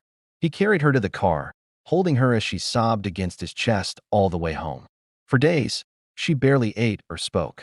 She lay in bed, staring at the ceiling, hand resting on her empty belly, lost in her thoughts, drifting in and out of a fog of sadness. One evening, she finally turned to him, her eyes searching his. "I need answers, Emika. Real answers. I'm going to London next week." The doctor there said we should both do full panels. No more excuses. There was a determination in her voice that made him nod, promising he would go, but inside, fear paralyzed him. In a moment of desperation, he went alone to a different clinic under a false name. The results came back the same day: azoospermia, 0 sperm. No change. No hope. He sat in his car in the hospital parking lot, report trembling in his hands, and wept like a child. The weight of the world felt like it was crushing him. When he got home, Ngozi was waiting. She had found the appointment card in his jacket pocket, the one for the secret test. Her face was calm. Too calm. "You went without me," she said quietly, her voice steady but laced with hurt. "Ngozi, show me the results." Her demand was soft but unyielding. He handed them over with shaking hands, his heart pounding in his chest. She read them slowly, page by page, and when she reached the final diagnosis, her breath hitched. 3 years. 3 years of hope, of tears, of herbs and prayers and scans and sex on schedule. 3 years of her body being blamed, her faith tested, her heart broken over and over. All while he knew. Ngozi dropped the papers as though they burned her. She looked at him, not with anger, but with a profound, devastating sadness that pierced through him. "You let me hope," she whispered. "You let me build an entire future on a lie. You watched me lose a baby that was never real, and you said nothing." Her words hung in the air, heavy and suffocating. Emeka fell to his knees before her, desperation clawing at his throat. "I was going to tell you. I swear. I just couldn't find the courage." Courage. Her voice rose for the first time, filled with a mix of hurt and disbelief. "You have courage to build companies worth billions. You have courage to face boards of directors and presidents. But you didn't have the courage to tell your wife, the woman who shares your bed, your life, your prayers, that you can never give her children." She stood, walking to the window overlooking the darkening lagoon, her silhouette framed by the fading light. "I would have stayed," she said, voice breaking. "If you had told me before we married, or even in the first year, I would have grieved with you. We could have adopted. We could have used donors. We could have chosen a different kind of family. But you took that choice from me. You let me fall in love with a future that could never exist." Emeka crawled to her, wrapping his arms around her legs, sobbing into her wrapper. "Please, don't leave. I can't lose you too." But Ngozi gently pried his hands away, her expression softening but resolute. "I'm not Adora," she said softly. "I'm not walking away because you can't have children. I'm walking away because you didn't trust me to love you anyway." She left the next morning, and Emeka stood at the gate, watching her car disappear, just like he had watched Adaora's years before. 2 wives, 2 profound loves, 2 catastrophic failures, all because of one childhood accident and the lifelong cowardice it had bred in him. He walked back into the empty mansion, past the nursery with its untouched crib and tiny booties still on the floor. For the first time in his life, Chief Emeka Nwankwo, the man who had conquered poverty, built an empire, survived every obstacle life threw at him, felt utterly defeated. Hope, he realized that night as he sat alone in the dark, had been the cruelest luxury of all. And now even that was gone. The third wife, Ifeoma. After Ngozi's departure, Emeka Nwankwo swore off love forever.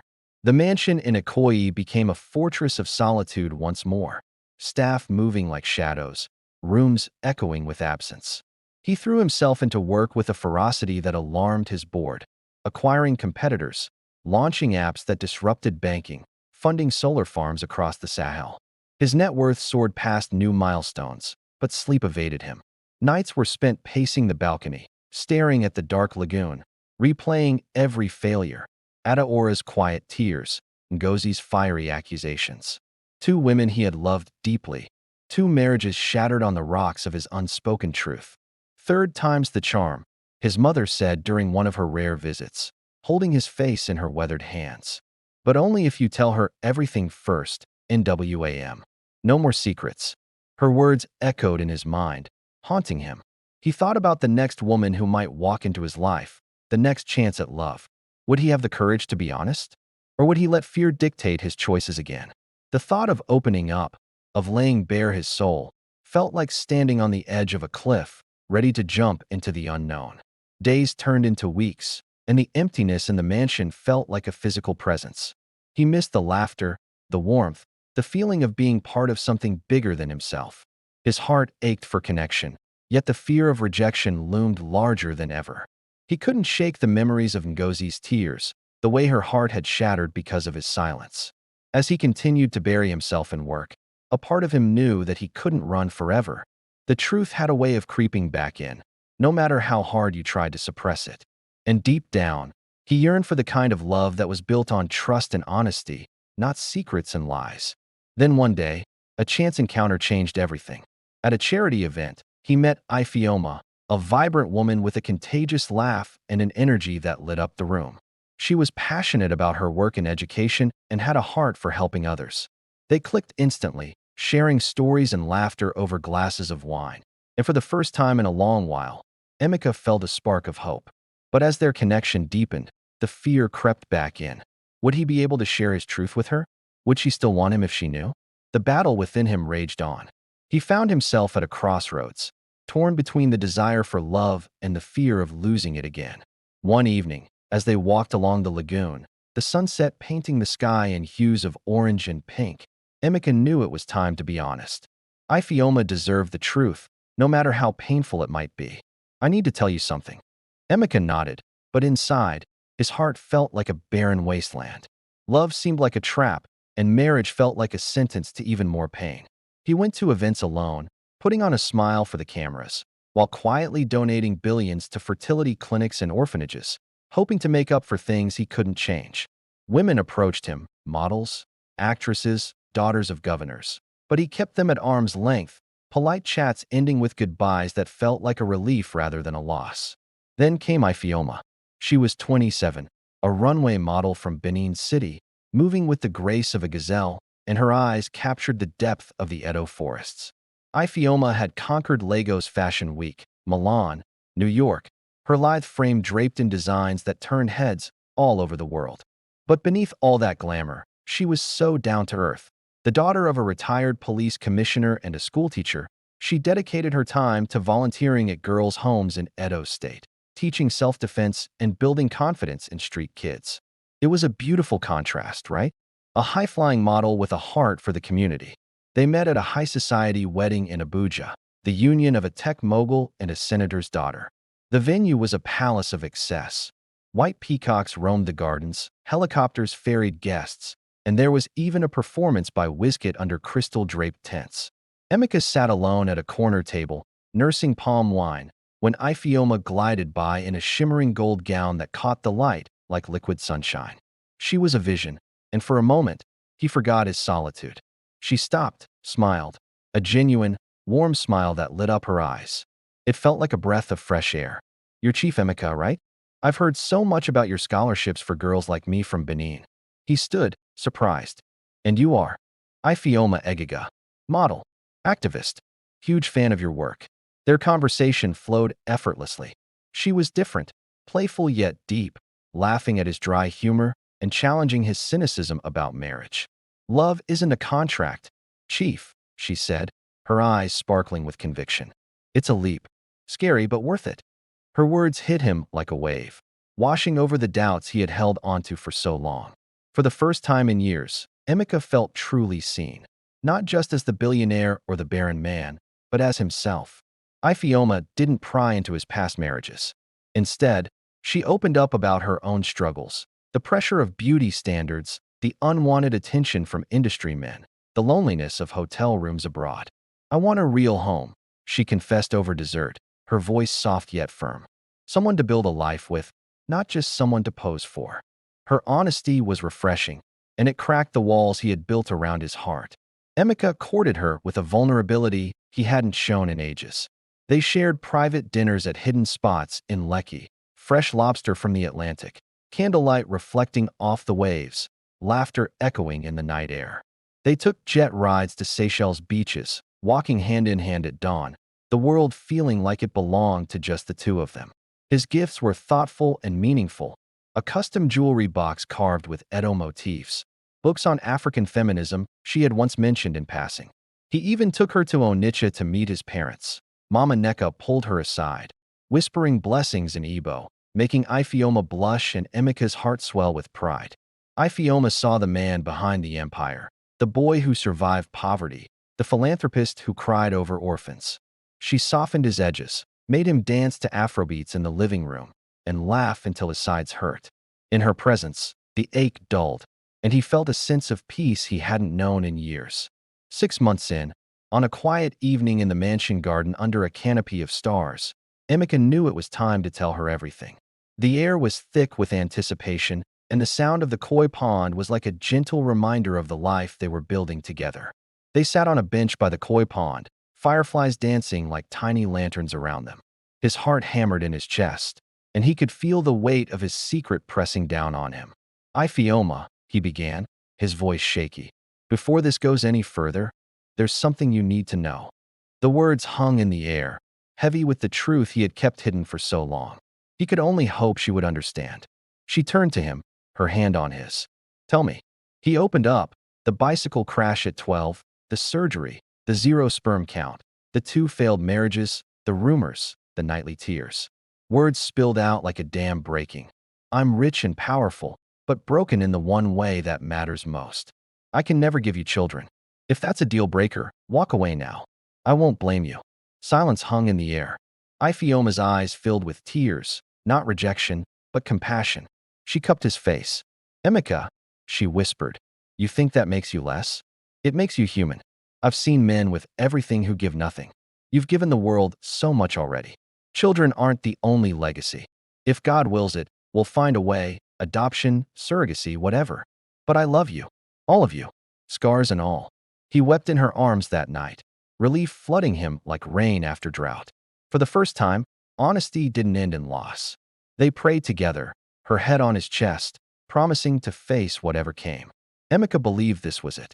Third time, truly the charm. He proposed 3 months later on the deck of his yacht off Tarqua Bay, diamonds glittering in the sunset. Ifeoma said yes with joyful tears, leaping into his arms. The wedding was intimate yet magical, held at a private estate in Benin City, blending Edo traditions with modern elegance. Ifeoma's gown was a masterpiece of coral beads and white lace, her natural hair crowned with feathers. Emeka's agbada shimmered in silver and gold. Guests included family, close friends, no media frenzy. They danced under moonlight to a live orchestra playing Ojalegba, her laughter ringing like bells. Honeymoon in Santorini, cliffside villas, azure seas, endless sunsets. They talked futures, not just dreams, but plans. Adoption first, Ifeoma suggested. From an orphanage in Edo. Our baby's waiting already. The first weeks of marriage were paradise. They nested in the mansion, redecorating together. Ifeoma filled it with Benin bronzes and fresh flowers. Mornings, her modeling shoots, his meetings. Evenings, cooking Edo soups, watching sunsets, making love with a tenderness deepened by truth. Emeka felt whole, loved despite his flaw. Hope flickered, not for biological children, but for the family they would choose. He canceled a major deal to accompany her to an adoption seminar. They visited orphanages hand in hand, holding tiny hands, envisioning their home filled with rescued children. See, Ifeoma whispered one day, kissing him. We're already fathers and mothers in our hearts. Emeka clung to that joy, believing the curse broken. But deep down, a quiet fear lingered, like the rumble before a storm. He pushed it away, focusing on the woman who had chosen him, scars and all. Little did he know, that storm was closer than he imagined, and Ifeoma's grace would soon face a test neither could foresee. The early bliss masked cracks that would soon widen into chasms, proving that even the most honest love could falter under the weight of unfulfilled dreams. The quickest end. The first 2 months of marriage to Ifeoma were honestly the sweetest Emeka had ever known. Seriously, it felt like a dream come true. There was no shadow of unspoken truth between them anymore. No more glancing at the calendar, no more dread when a new month rolled around. Emeka woke up each morning feeling lighter than he had in years, like a weight had been lifted off his shoulders.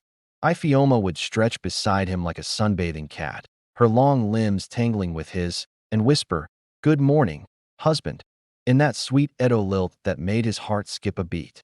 It was a simple phrase, but it wrapped around him like a warm hug, reminding him that he was loved and cherished.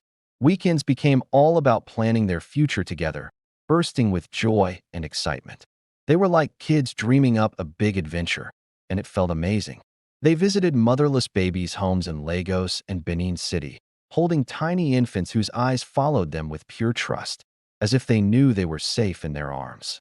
Ifeoma gently cradled a premature girl, singing a lullaby in Beni that brought tears to the matron's eyes. Emeka watched his wife, his wife, and felt something inside him start to heal, something he thought was broken forever.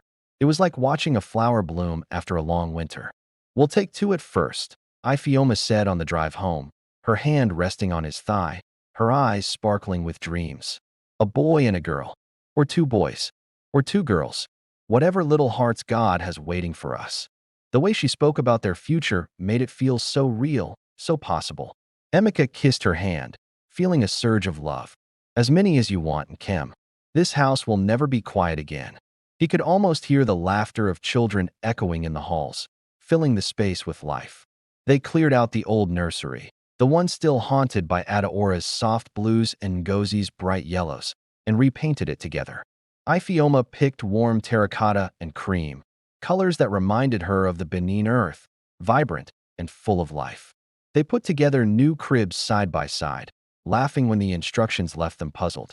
Emeka hung a wooden mobile of African animals carved by an artisan in Osogbo, each piece telling a story. Ifeoma strung fairy lights around the windows, saying, "So our babies will always see stars, even in Lagos." It was such a sweet thought, making the room feel magical. For the first time in his life, Emeka dared to dream of fatherhood without fear. He pictured teaching his son to ride a bike, carefully, safely, on grass, with him running alongside, laughter ringing in the air. He imagined braiding his daughter's hair just like his mother taught him, with all the love and patience in the world. He saw school runs in the mornings, bedtime stories at night, and Christmas mornings filled with wrapping paper everywhere, the joy of family surrounding them. It was a beautiful vision, one that made his heart swell with hope and excitement. Ifeoma made everything feel possible, like she had this magic touch that turned dreams into reality. Seriously, she was everything he ever wanted in a partner. Beautiful, fierce, compassionate, and, most importantly, she saw his deepest wounds and wasn't afraid of them. When they made love, it was this slow, reverent dance, her fingers tracing the faint surgical scar on his abdomen as if it were a sacred mark, not something to be ashamed of. "You're whole to me," she whispered one night, her lips brushing against his skin. "Just as you are." Those words wrapped around him like a warm blanket, and Emeka believed her wholeheartedly. He trusted her so much that he let his guard down in ways he never thought he could. He cried in her arms when nightmares brought back the haunting memories of the accident. And he talked about Adora and Ngozi, not with guilt, but with this deep gratitude for the lessons they taught him about honesty and love. Ifeoma listened without judgment, holding him until the shaking stopped, her presence a soothing balm. They even started the adoption process, diving headfirst into this new chapter together. Lawyers were consulted, home studies scheduled, and Ifeoma's joy was absolutely contagious. She bought tiny traditional outfits from the Benin markets, little abatas for boys and coral-beaded wrappers for girls. She hung them in the nursery closet like promises waiting to be fulfilled, each piece bursting with hope and love. "This time next year," she said one golden afternoon, standing in the nursery doorway with sunlight streaming through the window, catching the dust motes like tiny stars. "This room will be filled with crying, laughing, and little feet running everywhere." Emeka wrapped his arms around her waist, resting his chin on her head. "And I'll be the happiest man alive." But then, everything shattered during a routine pre-adoption medical checkup. Ifeoma, ever thorough, insisted they both get full physicals. "Clean bill of health for the agency," she said lightly. "We want them to see we're strong and ready." Emeka agreed without hesitation. He had nothing to hide anymore. They went to a fancy private clinic in Victoria Island, the same one many celebrities used. Ifeoma's exam was quick and glowing. Perfect health, no concerns. Emeka's took longer. Blood work, ultrasound, the familiar semen analysis he had dreaded for years, but now faced with calm acceptance. The doctor, a kind older woman from Ghana with gentle eyes, called them both into her office 2 days later. Ifeoma held Emeka's hand as they sat side by side. The doctor opened the file, then hesitated. "Mrs. Nwankwo," she began carefully, "all your results are excellent. No issues at all." Ifeoma smiled, squeezing Emeka's hand. Then the doctor turned to him. "Chief, your results confirm what you already disclosed. Complete azoospermia. No sperm production." "As expected." Emeka nodded. "Yes, we know. We're pursuing adoption." The doctor nodded slowly. Of course. That's wonderful. But, she paused, glancing between them. There's something else. Ifeoma's grip tightened. Something else. The doctor slid a printout across the desk. During the routine hormone panel and ultrasound, we found elevated levels of certain markers. Further imaging confirmed it. Emeka felt the room tilt. Confirmed what? Ifeoma asked, her voice suddenly small. The doctor's eyes filled with sympathy. Chief Nwankwo, there are signs of testicular tissue abnormalities consistent with long-term complications from childhood trauma. But more concerning, there's a mass. We need immediate specialist referral. It could be benign, but we must rule out malignancy. The word hung in the air like smoke. Cancer. Emeka stared at the report, the letters blurring. The old injury, the one that had taken his fertility, was now threatening his life. Ifeoma's hand went slack in his. The ride home was quiet. Lagos traffic roared around them, but inside the car, it felt like a tomb. When they reached the mansion, Ifeoma walked straight to the nursery and closed the door behind her. Emeka stood in the hallway, his heart racing, just waiting. Hours passed. Finally, she emerged, her eyes red and her face pale.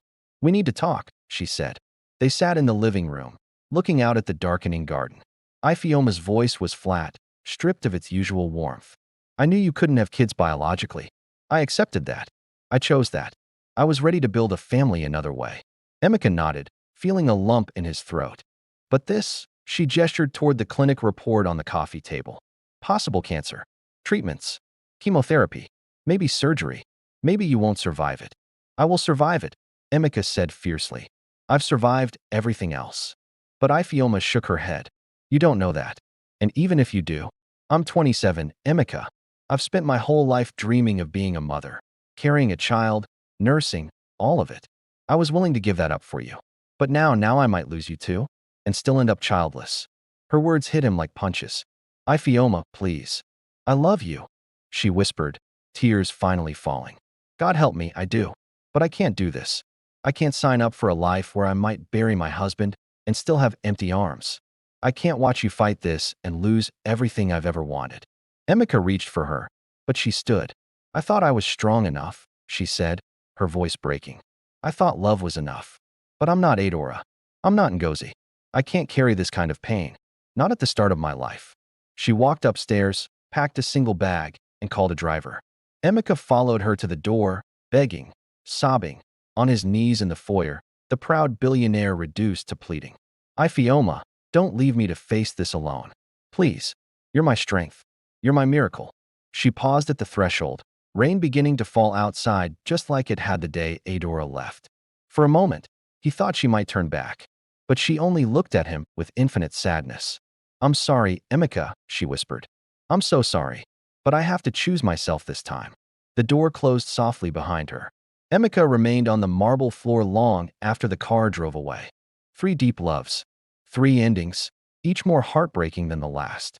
Now, Emeka sat alone in the vast mansion, surrounded by silence, with an empty nursery and fairy lights still twinkling in the dark, almost mocking him. The once vibrant space now felt like a tomb, echoing memories of laughter and joy that seemed like a distant dream. He faced not just the quiet he had grown accustomed to, but the terrifying thought that he might never hear a child's laughter echoing through these walls again. The weight of that realization settled heavily on his chest, making it hard to breathe. Curled up on the cold floor, he wrapped his arms around himself and cried, his body shaking with sobs that came from a place so deep within him. It was as if all the pain of his past was crashing down at once, each wave pulling him further into despair. The boy who lost everything on a dusty hill in Onitsha had survived poverty, built an empire, and endured heartbreak twice before. But this felt like the final straw, the moment when everything he had fought for slipped through his fingers like sand. After Ifeoma left, Emeka found himself wondering if some wounds were just too deep to heal. He replayed the memories of their time together, moments filled with laughter and love that now felt tainted by loss. If some men were meant for solitude rather than family, he was beginning to believe he was one of them. If all the money in the world could buy everything, except the one thing his heart had always longed for, a family, a child to call his own. The thought gnawed at him, a constant reminder of what he had lost and what he might never have. As he approached 40 in solitude, the years after Ifeoma's departure faded into a gray blur of survival. Emeka Nwankwo turned 39, then 39 and a half, inching closer to 40. Each milestone felt more like a countdown than a celebration, a reminder of the life he had yet to live. The medical scare that had sent Ifeoma packing turned out to be just a cyst, easily removed. No cancer, no further threat. The doctors called it good fortune. Emeka saw it as cruel irony. His body was spared from death, yet it still denied him the one thing that would make life truly worth living. A child, a legacy. He retreated deeper into himself, isolating from the world around him. The Ikoyi mansion, once filled with warmth and hope, had become a museum of loss. The nursery door stayed locked, the key hidden in a drawer he never dared to open. The fairy lights Ifeoma had strung up remained unplugged, gathering dust, their sparkle now a painful reminder of dreams unfulfilled. Staff whispered that the house felt haunted, not by spirits, but by the ghosts of 3 women who had loved him and left, each departure etching deeper scars into his heart. Emeka's days were consumed by work, a distraction from the emptiness that threatened to swallow him whole. Board meetings in glass towers, ribbon cuttings for new hospitals he funded, video calls with investors in London and Dubai. His companies thrived. Nwankwo Group became Africa's first trillion-naira conglomerate. Headlines hailed him as the unstoppable Emeka, Nigeria's quiet titan. He smiled for the cameras, shook hands with presidents, and donated hundreds of millions to motherless homes and fertility research. But beneath the surface, he felt like a ghost, drifting through life without purpose. But at night, when the city lights flickered on across the lagoon, the mask fell away. He would sit alone in the darkened living room, a glass of whiskey untouched in his hand, staring into nothingness. The silence pressed in like water, heavy and suffocating. Some nights, he wandered the halls, pausing outside the locked nursery, pressing his palm to the door as if he could feel the children who would never sleep behind it. The longing was a physical ache, a void that seemed to expand with each passing day. The rumors that had plagued him for years reached a fever pitch. Ifeoma's abrupt departure, barely 2 months after their wedding, fueled fresh gossip. Blogs exploded. Billionaire's 3rd marriage crumbles in record time. Curse or juju. Why Emeka Nwankwo can't keep a wife. Anonymous sources, likely distant cousins or disgruntled staff, leaked details. The infertility, the medical scare, the empty nursery. Social media dissected his life mercilessly, each cruel comment a dagger to his already wounded heart. He was trapped in a cycle of pain, desperately seeking solace but finding none. The world saw him as a success, a man who had it all, but inside, he felt like he was losing everything. He sacrificed his manhood for money, they wrote. All those billions, and his seed is dead. Blood money always comes with a price. Pastors used him as sermon fodder again. Beware the love of money. Some men have houses full of gold, but wounds full of sorrow. Emeka read it all. He had stopped avoiding the blogs years ago. Now he scrolled through them in the dead of night. Each cruel word a fresh wound on already raw skin. The worst were the photos. Old wedding pictures of him with Adora, with Ngozi, with Ifeoma, all smiling as if happiness were everlasting. Commenters laughed. See how all of them ran? Even models can't stay. Some nights, the pain felt physical. He would curl up on the cold marble floor of his bedroom, arms wrapped around his stomach as if trying to hold together the pieces of himself that kept breaking. Silent tears turned into sobs that tore from his chest, loud and ugly in the empty house. The staff learned to retreat to their quarters when they heard those sounds. No one dared approach the boss in those moments. He prayed, but even prayer felt hollow. In the private chapel, he knelt before the crucifix for hours, forehead pressed to the prayer rug his mother had made. Why, God? He whispered into the silence. I survived the accident. I survived poverty. I built everything from nothing. I give to the poor, to the church, to orphans. I never hurt anyone. Why this punishment? Why take the one thing that would make all the rest matter? He bargained, begged, raged. Take the money. Take the houses, the cars, the companies. Just let me have one child. One. To carry my name, to call me daddy, to bury me when I'm old. Just one. But the chapel stayed silent. His mother came from Enugu when she heard his voice crack over the phone. Mama Neka. now frail but fierce, sat beside him on the balcony, holding his large hand in her small ones. "NWAM," she said softly. "You are killing yourself with this sorrow. God sees your heart. He knows you didn't choose this." Emika's voice broke. "Then why does he let them say I did? Why does he let the whole world believe I sold my soul when all I did was survive a boy's accident?" Mama wept with him that night, stroking his head as she had when he was 12 and freshly scarred. "My son," she whispered, "some burdens are too heavy for one man to carry alone. But God never leaves his children. Your story is not finished." He really wanted to believe her, you know?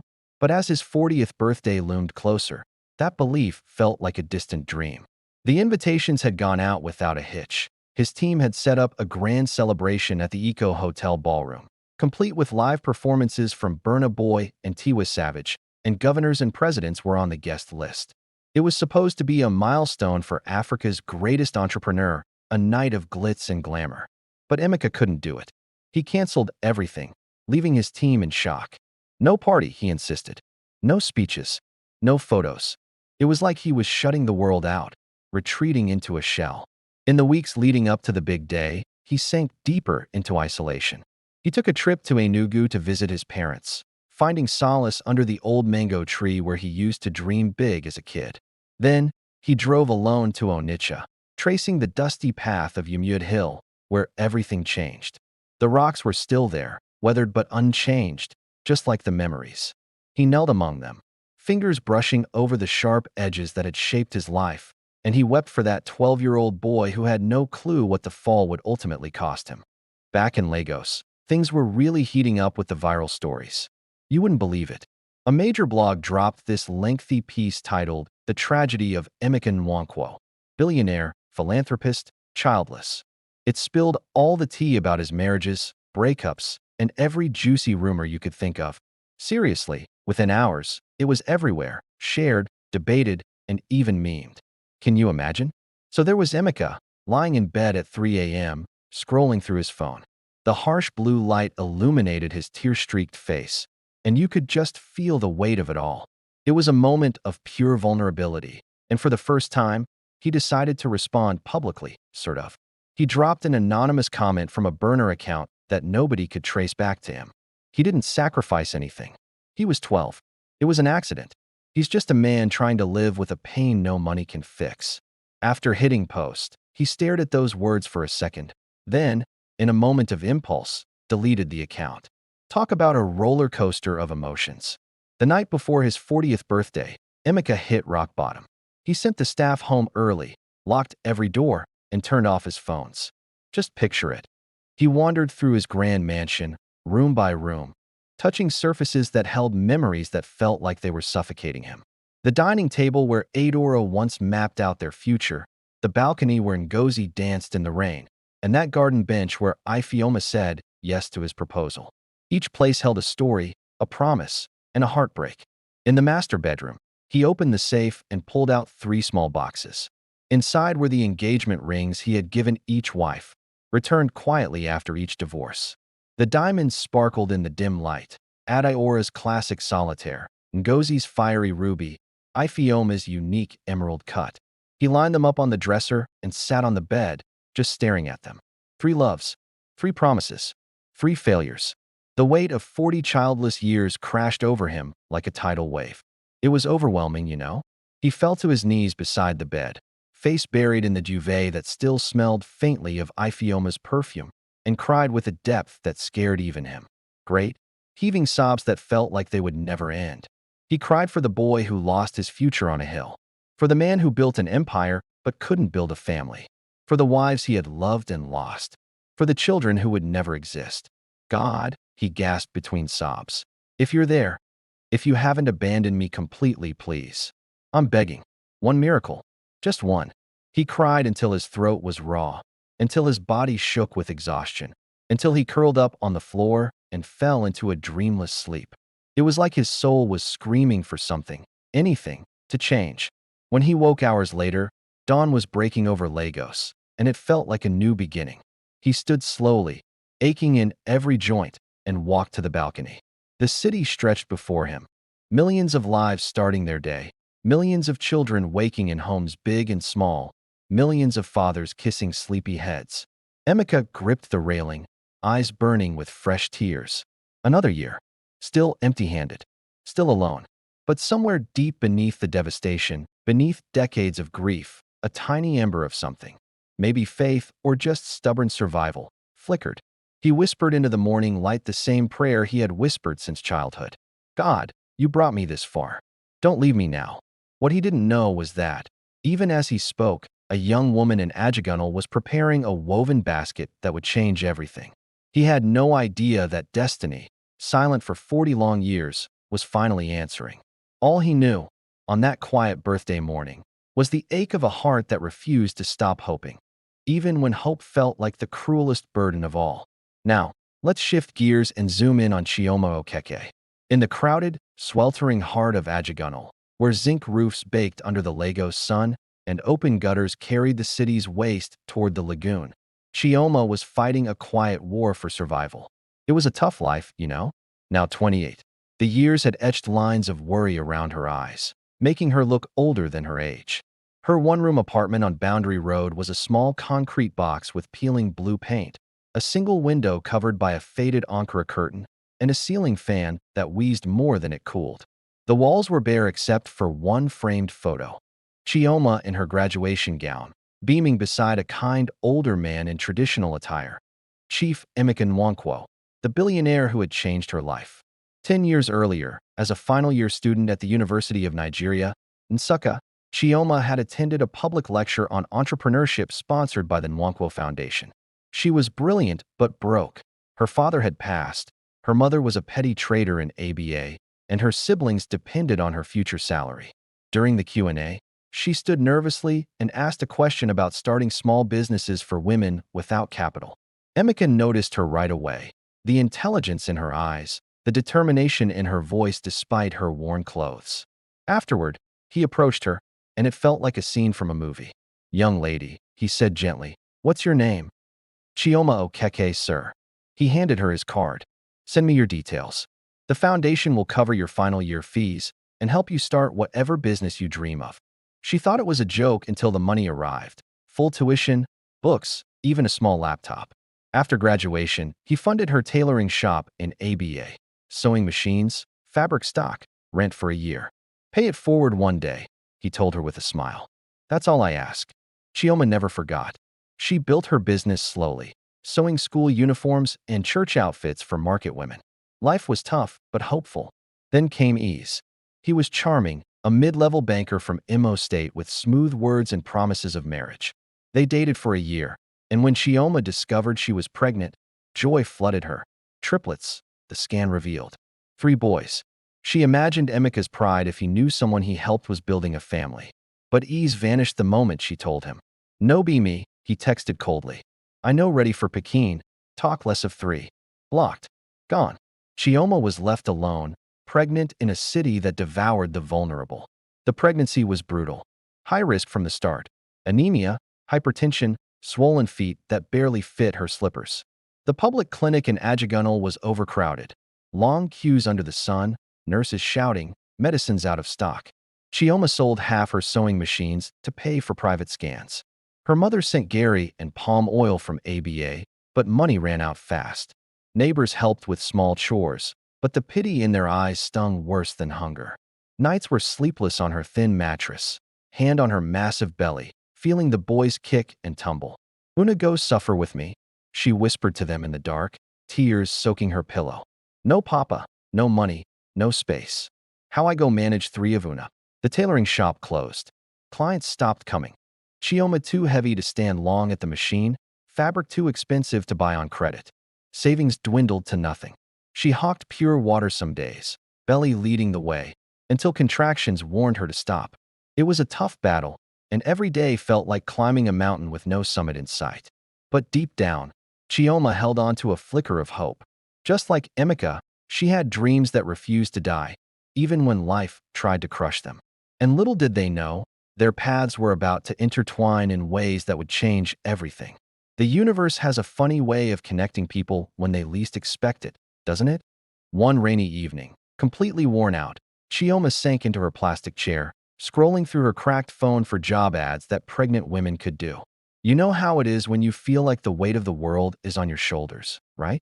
That's when she stumbled upon something that would change everything. A viral blog post titled, "The Lonely Billionaire," inside Emeka Nwankwo's childless life at 40. It was all over the internet, and for good reason. This post had everything: photos of his jaw-dropping mansion, snapshots of his ex-wives, and all the juicy rumors swirling around him. There were heart-wrenching details about a childhood accident that shaped his life, 3 failed marriages, and the haunting emptiness of an unused nursery. The nights he spent crying alone? Yeah, those were laid bare too. Chioma read every word, tears streaming down her face and landing on the screen like raindrops on a window. It hit her hard. She thought back to his kindness, how he'd been there for her with no strings attached, no expectations. The way he looked at her like she truly mattered, how he talked about wanting kids someday, with a quiet sadness that seemed to linger even back then. It was like he was waiting for something, or someone, to fill that void in his life. Her boys were kicking inside her, strong movements from all 3. It was a reminder of the life she was carrying, the life she was fighting for. In that moment, something shifted inside Chioma's heart. It was as if the universe was telling her that there was a path she hadn't considered yet. She placed both hands on her belly and whispered, "God, you've shown me the way." It was a simple prayer, but it felt monumental. The decision weighed heavily on her. For weeks, she wrestled with it. How could a mother give away her children? The shame of it all. What would people think? What would her mother say? But reality pressed down harder. No money for delivery, no formula for 3 hungry mouths, no space, no strength. The boys deserved better than a life of struggle because their father had run away and their mother couldn't provide. She prayed in the small Catholic church nearby, kneeling heavily before the Virgin Mary statue, seeking guidance. If this is wrong, stop me. But if Chief deserves this blessing, if my sons are meant to be the answer to his prayers, let it be. No thunder, no signs. Just a peaceful feeling settling slowly in her soul, like a warm blanket on a cold night. Chioma gave birth in a government hospital during a power outage, an emergency C-section under the flickering light of a generator. Can you imagine that? 3 tiny cries piercing the humid air, each one a miracle. Chitty, Chike, Chima. Perfect. Identical. Healthy miracles. The nurses couldn't believe it. Triplets. All boys. God has blessed you, oh. Their excitement was palpable, but Chioma felt a mix of joy and dread. She held them close, memorizing every feature: tiny fingers, soft cheeks, the way they rooted for milk.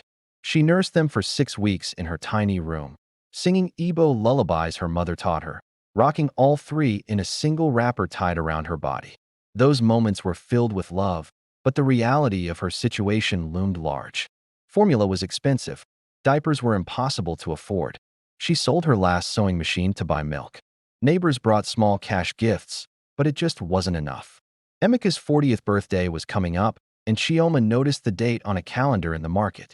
With her last bit of money, she bought soft Ankara fabric and hand-sewed a large basket liner under a kerosene lamp.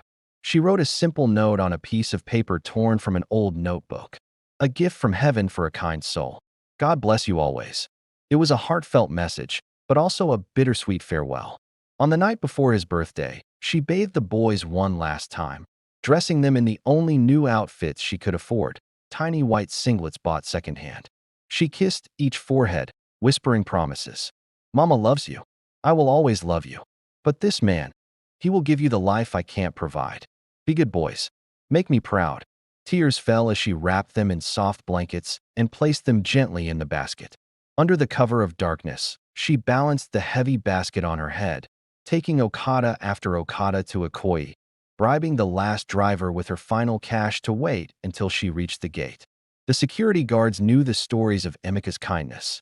One of them looked the other way when she pleaded, her heart racing with fear and hope. She placed the basket at the grand doorstep, arranging the blankets so their faces showed, the note tucked in plain sight. Then she knelt, touching each boy's cheek one last time. "Forgive me," she whispered to God, to them, to herself. It was a moment of surrender, a moment that felt both freeing and devastating.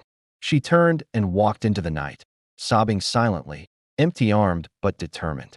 Back in Ajagunal, She collapsed onto her mat and cried until dawn, great, wrenching sobs that shook her entire body. She had given away her heart in 3 pieces, but she had also repaid a debt to the man who once gave her a future when she had none. And deep down, beneath the devastating grief of a mother separated from her children, Chioma held on to a fragile hope that one day her boys would understand. That one day, Chief Emeka would know the sacrifice made for his joy. That one day, love, selfless, painful, unimaginable love, would make everything right. She fell asleep as the sun rose, exhausted but certain she had done the hardest, bravest thing a mother could do. Little did she know that across the city, in a marble mansion filled with sorrow, her gift was about to transform a broken man's life forever. The gift at the doorstep. Chioma's final night with her sons felt like the longest of her life. The tiny room in Ajagunal felt both unbearably small and infinitely vast. The boys slept fitfully in the woven basket lined with the softest Ankara fabric she owned, bright blue and yellow patterns that reminded her of happier days.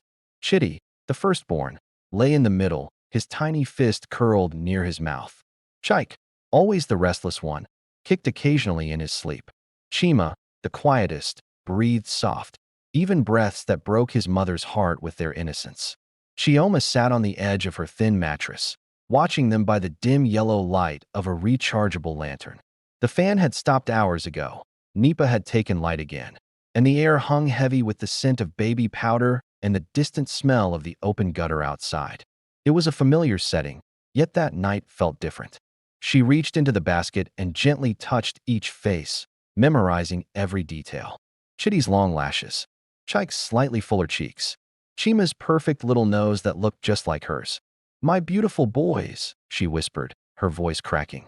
"Mama's heart is breaking, but this is love. Real love. The kind that hurts more than anything." Tears fell freely now, dripping onto the blanket. She didn't bother to wipe them away. They were a testament to her love and her pain. She thought of their father, Ease, with his empty promises and quick disappearances. She thought of her own childhood in ABA, helping her mother sell tomatoes from dawn to dusk, dreaming of a better life. She thought of Chief Emeka, the man who had seen potential in a poor student's question and changed her destiny without ever asking for thanks. "He will love you the way I wish I could," she told the sleeping babies. "He will give you schools, doctors, full bellies, safe beds. He will tell you stories of great men and teach you to be kind. He has so much love stored up, waiting for sons like you." As she sat there, lost in thought, she felt a strange mix of sadness and hope.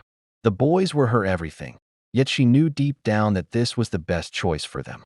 She envisioned their future, filled with laughter, love, and opportunities that she couldn't provide. The more she thought about it, the more she believed that this sacrifice was not just for her, but for them. She closed her eyes, imagining the life they would have with Emeka. They would grow up in a world of possibilities, far removed from the struggles she faced daily. They would have the chance to dream big and chase those dreams without fear. It was a bittersweet thought, but it filled her with a sense of peace. In the stillness of the night, Chioma allowed herself to dream of what could be. She pictured Emeka holding her boys, teaching them how to ride bikes, helping them with their homework, and cheering them on at their first soccer games. She could see them laughing, running, and thriving. It was a beautiful image that made her heart swell with a mix of pride and sorrow. As the dawn approached, she realized that she had to let go. She had to trust that she was making the right choice. It was a decision born out of love, a love that was deeper than any pain she felt. It was a love that would carry her through the darkest days ahead. And so, with a heavy heart but a determined spirit, Chioma prepared for the day that would change everything. She would take her boys to their new life, and while it would be the hardest thing she ever did, a sob escaped her, loud in the stillness of the room. She pressed her fist to her mouth, trying to muffle it, terrified of waking them. The air felt thick with the weight of what she was about to do, and the quiet seemed to echo her heart's turmoil. The note lay folded on the table, written and rewritten so many times until the words finally felt right. It was simple yet profound, like a whisper of hope amid despair, a gift from heaven for a kind soul. "Please love them as your own. God will reward you." No name, no explanation, just a truth wrapped in mystery, a desperate plea from a mother's heart. She had picked Emika's birthday on purpose. She remembered reading somewhere, in an old magazine, that his birthday was in early January. The thought of this day had lingered in her mind, a bittersweet reminder of what was to come. She counted the weeks carefully, waiting until the boys were strong enough for the journey, but before her supplies ran completely dry. It was a delicate balance, one she had to get just right. At 2 a.m., she made her final preparations, her heart racing as the weight of the moment settled in. The world outside was still, a blanket of silence enveloping the city, and it felt like time stood still just for her. She bathed each boy gently with warm water from the kettle, singing the lullaby her mother used to sing to her. Ani naim MMA, Filma Endami Echakwo. The soft sound of her voice filled the room, a soothing balm for her aching heart. Their skin smelled of cheap Johnson's baby soap, the last of the bottle, a small luxury she cherished. She dressed them in the cleanest, newest clothes she could find, 3 identical white singlets and soft wrappers tied carefully. Into the basket went extra cloth diapers, the last tin of formula, and a small sachet of Cerelac. Each item was chosen with love, a little piece of her that she hoped would stay with them. Then came the hardest part. She lifted each sleeping boy. Miraculously, they stayed asleep, and placed them in the basket, arranging them side by side like precious cargo. Chitty in the middle, as always, the anchor of their trio. She tucked the blankets around them, making sure no mosquito could reach their faces. It was a small gesture, but in her heart, it felt monumental. Kneeling beside the basket, Chioma laid her head near theirs and wept.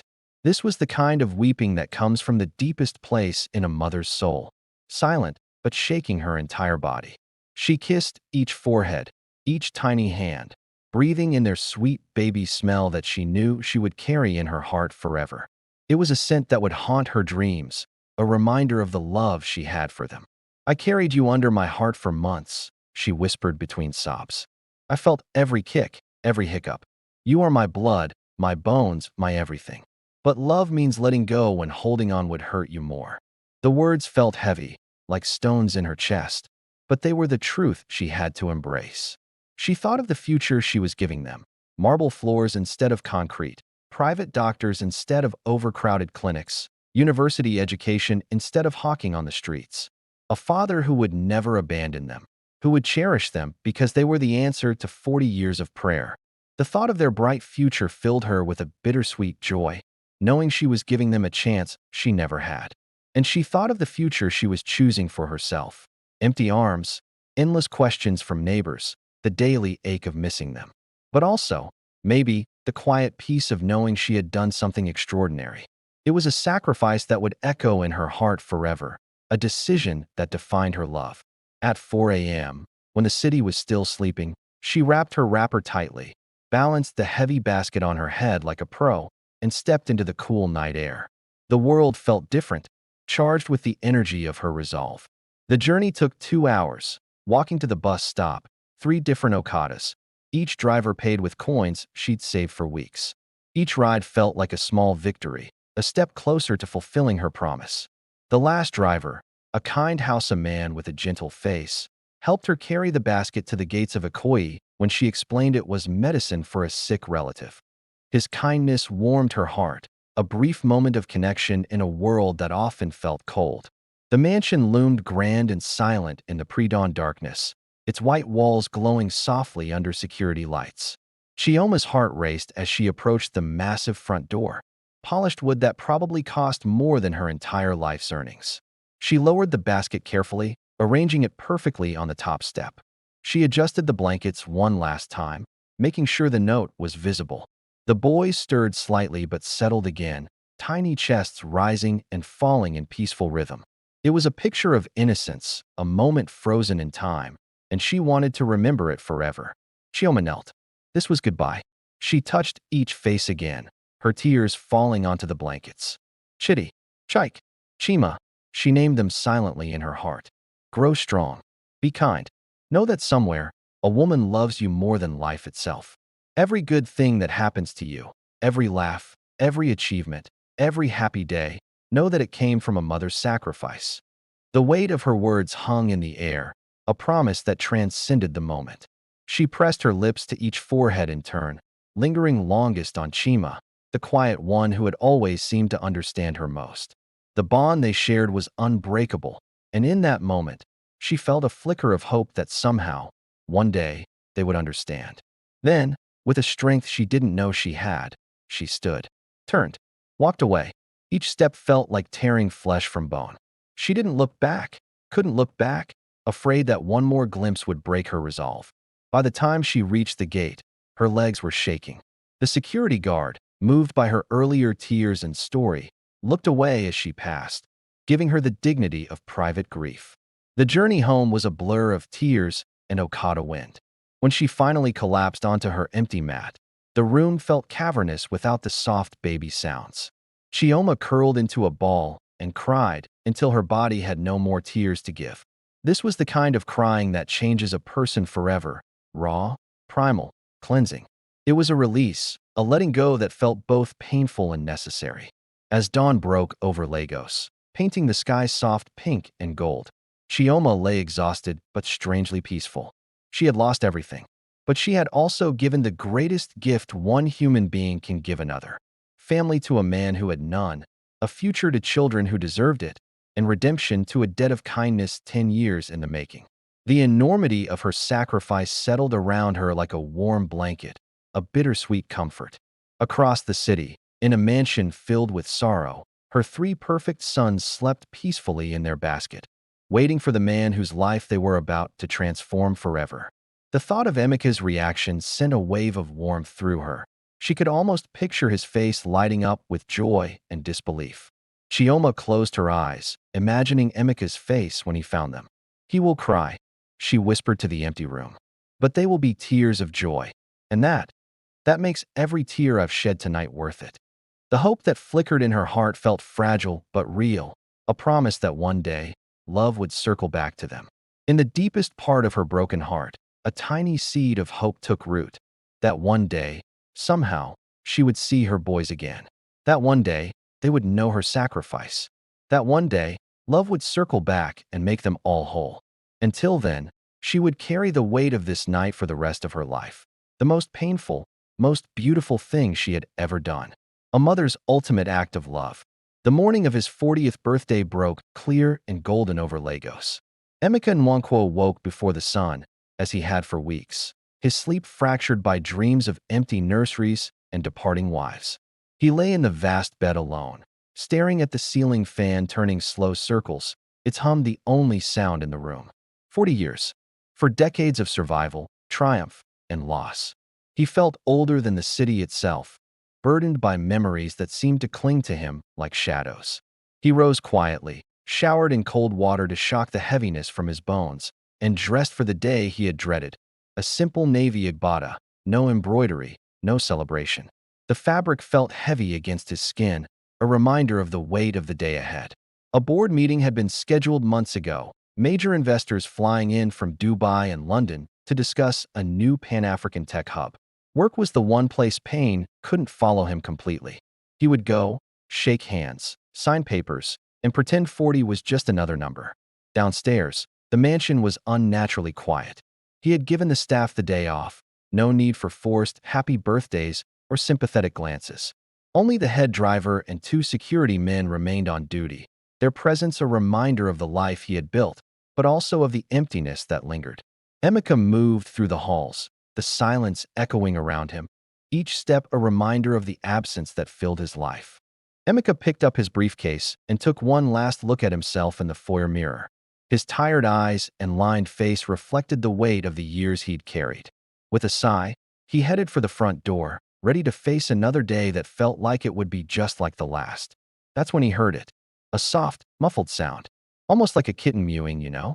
He paused, his hand resting on the ornate brass handle, curiosity bubbling up inside him. The sound came again, 3 tiny, distinct cries, rising and falling like a little symphony. Emeka's heart skipped a beat. He opened the door slowly, half expecting to find a stray cat that had wandered in overnight. Instead, on the top step of the marble staircase, bathed in the soft glow of early sunrise, sat a large woven basket lined with bright Ankara fabric. Inside were 3 babies. 3 perfect, living, breathing baby boys. They were bundled snugly in soft blankets, Their identical faces turned toward the light, tiny fists waving as they cried together. Hungry, confused, but strong. Their skin glowed with that newborn softness, cheeks round and healthy, dark hair curling slightly at the tops of their heads. Emeka froze. The world shrank to just the basket and the unbelievable miracle it held. He dropped his briefcase. It hit the marble with a loud thud, papers scattering everywhere, but he didn't even notice. He fell to his knees on the cold step, hands trembling as he reached out. The closest baby, later he would name him Obinna, stopped crying the moment Emeka's shadow fell over him, staring up with wide, dark eyes that seemed to look right into his soul. Emeka's breath caught. A white envelope lay tucked beneath the blanket, simple handwriting visible, a gift from heaven for a kind soul. He didn't open it yet. He couldn't. Tears, hot, sudden, uncontrollable, filled his eyes and spilled over. 40 years of prayer, 40 years of ache, 40 years of empty arms. And now, on the morning he had dreaded most, God had answered with a gift beyond his wildest dreams. 3 sons. He reached in with shaking hands and lifted the first baby, Obinna, pressing him gently to his chest. The child was warm, solid, real. His tiny heart beat fast against Emeka's. The baby instinctively searched for milk, letting out a soft whimper. Emeka sobbed aloud. Not quiet tears this time. Great, wrenching sobs that echoed across the silent compound. He rocked the baby, kissing his soft forehead over and over. "My son," he whispered, voice breaking. "My son, you're home. You're finally home." One by one, he lifted the others, Okechukwu, then Alisa, until he sat on the cold marble steps cradling all 3 against him, their small weight the most precious burden he had ever carried. They quieted in his arms, sensing safety, sensing love long stored and waiting. The security men emerged from the gatehouse, drawn by his crying. They stopped in shock at the sight, the billionaire chief on his knees, tears streaming down his face, holding 3 infants like they were the rarest treasures on earth. "Sir," one ventured, "should we call the police? An ambulance?" Emeka shook his head fiercely, clutching the boys closer. "No," he managed, voice thick with emotion. "No police. No questions. These are my sons. God sent them. Cancel everything. The meeting, the flights, all of it. Bring formula, diapers, blankets, everything babies need." Now, the men scrambled to obey, phones already to their ears. Emeka stayed on the steps long after the sun rose fully, rocking his sons, whispering promises into their tiny ears. "I waited 40 years for you," he told them, tears falling onto their blankets. "I prayed every night. I cried every birthday. I thought God had forgotten me. But he was preparing you. 3 perfect miracles for this exact morning." He opened the note at last, reading it through blurred vision. A gift from heaven for a kind soul. He pressed it to his lips, sobbing again. "Whoever you are," he whispered to the unknown giver, "God will bless you beyond measure. You have given me life again." The compound buzzed with urgent, joyful activity. Staff recalled, drivers sent to the best baby stores in Lagos, pediatricians summoned from the finest hospitals. Emeka refused to let go of the boys, even to walk inside. A maid brought blankets. He wrapped them carefully and carried all 3 into the mansion himself, up the grand staircase, straight to the nursery that had stood empty for so long. He laid them gently in the crib, side by side, just as they had been in the basket, and stood watching them breathe, afraid to blink in case they vanished. Hours passed. Doctors arrived, examined them. Healthy, approximately 6 to 8 weeks old, well cared for, no signs of neglect. Identical triplets. Rare. Miraculous. Emeka listened in a daze, nodding, signing whatever forms were needed. When the last doctor left, he locked the nursery door, pulled the rocking chair close to the crib, and sat vigil. The boys slept now, exhausted from their journey and the excitement. Emeka reached in and touched each tiny hand, letting their fingers curl instinctively around his. "I don't know where you came from," he whispered, voice raw from crying. "I don't know who loved you enough to give you up so you could have a better life. But I promise you this, I will love you 3 times as much. I will be your father in every way that matters. You will never know lack, never know abandonment, never know the pain of an empty home." He bowed his head over the crib and wept again. This time tears of overwhelming gratitude, of joy so intense it hurt. Emeka thought about the journey that had led him to this moment. All those years of longing, of feeling like a part of him was missing. He had watched friends and family celebrate their own children, and it had stung each time. The birthdays, the milestones, the laughter of children echoing in homes. It had all felt so far away. But now, looking at the three little faces before him, he realized that every tear, every moment of despair had been leading him here. The universe had conspired in ways he could never have imagined. He thought of the unknown person who had left the boys on his doorstep. What a brave and selfless act that must have been. They had chosen life for these little ones, a chance at a better future, and in doing so, had forever changed his life. He imagined the lives they would lead together, the memories they would create, the laughter that would fill the halls of his home. He envisioned teaching them to walk, to talk, to explore the world with wonder. Each day would be a new adventure, and he was ready for it all. As the sun dipped lower in the sky, casting a warm glow through the nursery window, Emeka felt a peace settle over him. This was his family now, and he would protect them with everything he had. He vowed to be the father they deserved, to fill their lives with love, laughter, and warmth. And as he sat there, cradling his sons, he knew that he would never feel alone again. The ache of the past had been replaced by the joy of the present, and he was ready to embrace every moment. "Welcome home, my boys," he whispered, a smile breaking through the tears. "Welcome home." 40 years of sorrow wrapped up in one unforgettable morning. Picture this, the sun peeking over Lagos, casting this beautiful warm glow through the nursery windows, landing softly on three sleeping babies and one utterly amazed dad. Emeka Nwankwo was hit with a huge realization. Miracles don't always show up when we expect them, right? Sometimes they pop up just when we're about to throw in the towel. Sometimes they arrive in woven baskets on marble steps. And sometimes they come with three tiny heartbeats whispering, "You're not alone anymore. You never will be again." In that quiet, sacred moment, with his little boys breathing softly beside him, Emeka finally grasped the full meaning of his name. Emeka, God has done great things. And honestly, he really had. The first few weeks after the triplets arrived, oh man, it was a wild ride of exhaustion, wonder, and a joy so deep it left Emeka a bit scared, you know? Sleep? What's that? The nursery turned into his entire universe. Three cribs lined up like precious altars, monitors beeping softly, and the air filled with that sweet scent of baby powder and warm milk. Obinna, Okechukwu, and Alisa woke up every couple of hours, their cries overlapping in a symphony that would have once terrified him, but now felt like the sweetest music ever. Seriously, it was like a beautiful chaos. Emeka learned everything on the fly, like how to test the formula temperature on his wrist, you know, that little trick, how to burp a baby without getting drenched in spit up, spoiler alert. He often failed, and how to change 3 diapers in a row while singing off-key Igbo lullabies to keep them calm. His fancy agbadas?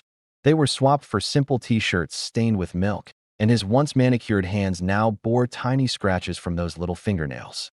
It was a total transformation, and honestly, he wouldn't have it any other way.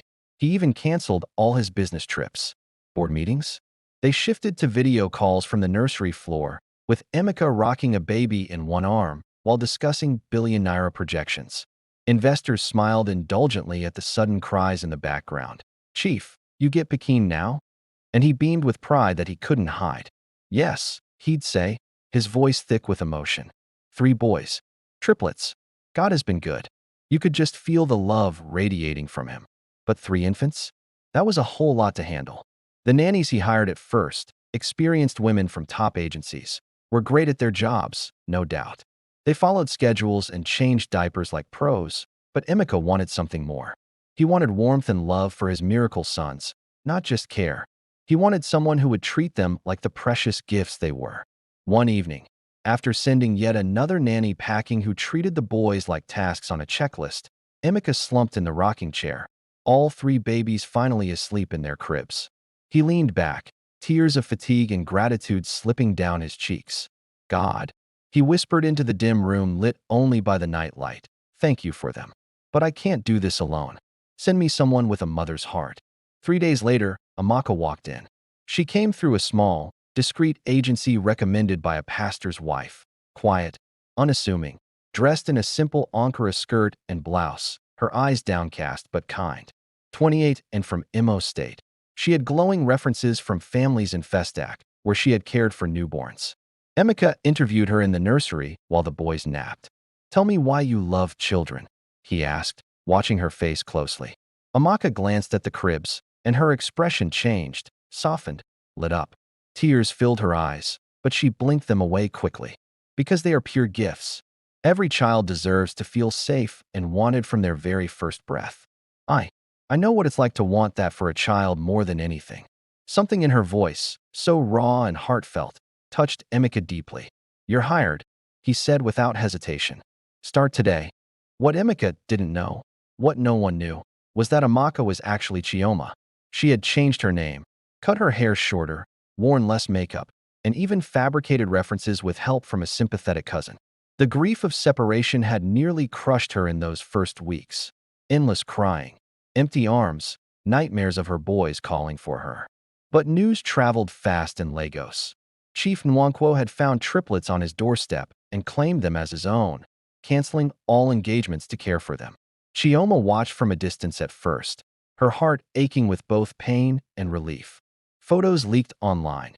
Emeka carrying 3 babies in a custom carrier, beaming at a private naming ceremony. The boys looked healthy and happy, surrounded by luxury. But she could see the exhaustion in his eyes during those rare public glimpses. Whispers floated around. He was struggling alone, nannies coming and going. A mother's instinct, stronger than fear, pulled her back. She couldn't stay away forever. She needed to see them, touch them, know they were truly loved. So, she became Amaka. The first time she stepped into the nursery as the new housemaid, her legs nearly buckled. There they were, her sons, plump and beautiful at nearly 3 months old, sleeping peacefully in cribs she could never have afforded. The room smelled of expensive lotion and clean linen, toys lined the shelves, and a massive portrait of Emeka, holding all 3, already hung on the wall. Chioma, Amaka, stood frozen in the doorway, tears streaming silently down her face. Emeka found her there minutes later. "Are you all right?" he asked gently. She nodded quickly, wiping her cheeks. "Yes, sir. They're just so beautiful. Perfect." He smiled, eyes misty too. "They are my miracles." From that day on, everything changed. Amaka cared for the boys with a devotion that went beyond duty. She woke before dawn to prepare their bottles just right. Obina slightly warmer, Okachukwu needing extra burping breaks. Alisa rocked longest to sleep. She sang to them in Igbo, the same lullabies Chioma had sung in her tiny ajagunal room. She knew instinctively when a cry meant hunger, wind, or just the need for closeness. Emeka watched in awe. He started joining her during feedings, sitting in the nursery at night while she rocked one baby and he held the others. Their conversations began small, about the boys' habits, the best mosquito repellents, village remedies for colic. Then they deepened. They began sharing stories about their lives, their dreams, and their fears. Amaka talked about her upbringing, how she had always wanted to be a mother, and how the heartbreak of losing her own children had left a void she thought would never heal. Emeka shared his journey, the struggles he faced in his career, and how becoming a father had changed everything for him. Slowly, a bond formed between them, built on shared experiences and mutual respect. Emeka found himself leaning on Amaka more than he ever expected. She became his confidant, the one person who understood the weight of his responsibilities and the joy that came with them. One evening, as they sat together in the nursery, Emeka couldn't help but express his gratitude. "You've changed everything for us, Amaka. The boys adore you, and honestly, so do I. You bring a warmth to this home that I didn't even realize was missing." Amaka smiled, a soft blush creeping onto her cheeks. "Thank you, sir. It's an honor to care for them. They deserve all the love in the world." And that was the thing. Emeka knew she meant it. It wasn't just a job for her, it was a calling. Every day, she poured her heart into caring for his sons, nurturing them with love and attention. She became their second mother in every way that mattered.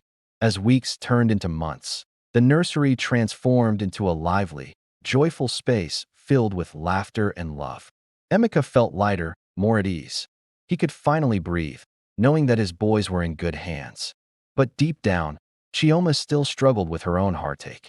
Watching from the sidelines, She felt the pull of her boys, but also the joy of seeing them thrive.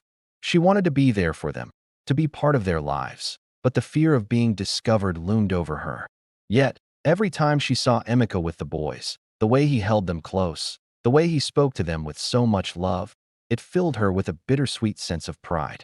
They were happy, and that was what mattered most, right? Still, she couldn't shake the feeling that she needed to be more involved. One evening, as she was cleaning up after dinner, she overheard Emeka talking to a friend on the phone about how he was considering a family outing to the beach. Her heart raced at the thought of seeing her boys in the sun, playing in the sand, and splashing in the waves. Without thinking, she decided to take a leap of faith. The next day, she approached Emeka with a suggestion. "Sir, I was thinking maybe I could join you for the beach outing. I could help with the boys, and it would be a nice break for you." Emeka looked surprised, but one midnight, after a particularly tough night with all three boys teething, Emeka and Amaka found themselves side by side on the nursery floor, totally wiped out, but feeling a sense of victory as the little ones finally drifted off to sleep. You know that feeling when you're so exhausted but somehow it feels like a win? Yeah, that was them. "You have a real gift," Emeka said softly, his voice barely above a whisper. "It's not just about skill, it's love. A mother's love, you know." Those words hung in the air, warm and heavy. Amaka felt a tightness in her chest. She looked away, tears welling up. It hit her hard, the weight of his words. "I get what it's like to love kids deeply," she whispered, her voice shaky. "To want the absolute best for them, no matter what it takes." It was a raw moment, one that brought a mix of pain and understanding. Emeka turned to her, searching her eyes, as if trying to peel back layers of her soul. "You talk like someone who's carried that weight." She nodded, unable to find her voice. It was as if they were sharing a secret, a bond that neither of them fully understood yet but felt deeply. He didn't push further, but from that night on, a quiet bond started to grow between them. It was subtle, like the way the sun rises slowly, bringing light to a dark room. Amaka watched Emeka with her boys and saw what she had hoped for, a dad completely devoted to them. It was beautiful to witness. He read them stories in his deep voice, even though they were too young to really get it. Tales of Anansi the spider and the wise tortoise. You could tell he poured his heart into those stories, making each character come alive. Every night, he prayed over them, long prayers filled with gratitude that often ended with tears. It was touching, really, to see a man so in tune with his emotions. He learned to braid their tiny curls with gentle fingers, even singing off-key to keep them still. And the boys thrived. They began to smile. First at Amaka, whose face they somehow recognized on a deep level, then at Emeka, whose voice had become their safe haven. It was like magic, watching those little faces light up with joy. Chioma lived in a mix of daily torment and daily joy. Torment because she couldn't claim them, couldn't say, "I am your mother," when they reached for her. That must have been heart-wrenching. Joy because they were safe, adored, and growing strong in a home filled with love. It was a bittersweet existence, like tasting honey mixed with vinegar. Some nights, after Emeka went to bed, she would sit by their cribs and weep silently, stroking their cheeks, whispering, "Mama is here. Mama never left you, not in my heart." Those moments were sacred, filled with a longing that wrapped around her like a warm blanket, yet stung like 1,000 needles. But she also noticed Emeka's loneliness, the way he watched families in the park with a quiet longing. You could see it in his eyes, a flicker of something deeper. The way he held the boys as if afraid they might vanish, as if they were the only treasures he had. The way he prayed not just for their health, but for the strength to be enough for them alone. It was heart-wrenching, really. One evening, as rain softly drummed on the mansion roof and the boys slept soundly after their baths, Emeka found Amaka in the nursery, humming softly while folding tiny clothes. The sound was soothing, like a lullaby that wrapped around him. He stood in the doorway, watching her, something new in his eyes, admiration, gratitude, and the first stirrings of something deeper. "You've given me more than just a job," he said quietly, his voice thick with emotion. "You've given me hope that I can do this, that they will know love like a mother's, even if—" His voice trailed off, emotion choking him. It was a moment of vulnerability that brought them closer. Amaka turned, her eyes glistening. "They already know it, sir, because you love them with everything you have. And love like that, it fills every empty space." Those words were powerful, resonating with a truth that neither of them could deny. Their eyes met and held, a silent understanding passing between them. In that moment, two wounded hearts recognized each other. Emeka saw a woman whose gentle spirit was healing his home. Chioma saw the man who had kept his promise to love her sons beyond measure. It was a connection that was both fragile and strong, like a spider's web glistening with morning dew. Neither knew the full truth yet, but fate, having woven their lives together through kindness years ago, was pulling them closer still. The nursery, once a room filled with ghosts and broken dreams, was now alive with soft breathing, warm light, and the quiet, growing connection between a father finding his purpose and a hidden mother watching her greatest sacrifice bloom into the family she had always prayed her children would have. And in the deepest part of the night, when the house was asleep, Chioma would stand over the cribs and whisper the same prayer every time. Thank you, God, for letting me stay close. Thank you for letting me see them happy. And please, one day, let there be a way for truth to bring us all together without breaking what you've built. The boys stirred in their sleep, tiny smiles flickering as if, even in dreams, they felt both parents watching over them. A father who had waited 40 years, a mother who had given everything, and three little boys whose hearts somehow already knew they were loved beyond measure by both. A complete family. Years flowed like the gentle current of the Lagos Lagoon, steady, life-giving, washing away old pains and bringing new joys in their wake. It was like watching a river carve its way through the land, shaping the world around it. Emeka and Amaka married quietly 6 months after she entered his home. No grand society wedding this time. Just a simple ceremony in the mansion garden at sunset. Fairy lights twinkling in the palm trees. A small gathering of family and close friends, the triplets, now sturdy 1-year-olds, carried down a flower-strewn path as ring-bearers in tiny white agbatas. It was pure joy, a moment that felt like it was pulled straight from a dream. Emeka's mother wept openly, pressing Amaka's hands between hers and calling her Nwm Oma, my good daughter. Chioma's own mother, invited secretly as a distant relative, sat in the back row, tears streaming as she watched the woman who had sacrificed everything become the wife of the man who cherished her children. It was a tapestry of emotions, woven together with love and sacrifice. Emeka stood before Amaka under a canopy of bougainvillea, his voice thick with emotion as he spoke his vows. You came into my home as help, he said, eyes shining. But you healed my heart. You showed me that family isn't just blood, it's love chosen every day. I promise to love you, honor you, and build this life with you until my last breath. Amaka, Chioma, could barely speak through her tears. I promise, she whispered, to love you and these boys with all that I am. To make this house a home forever. Those words were a promise, a commitment to the love they had built together.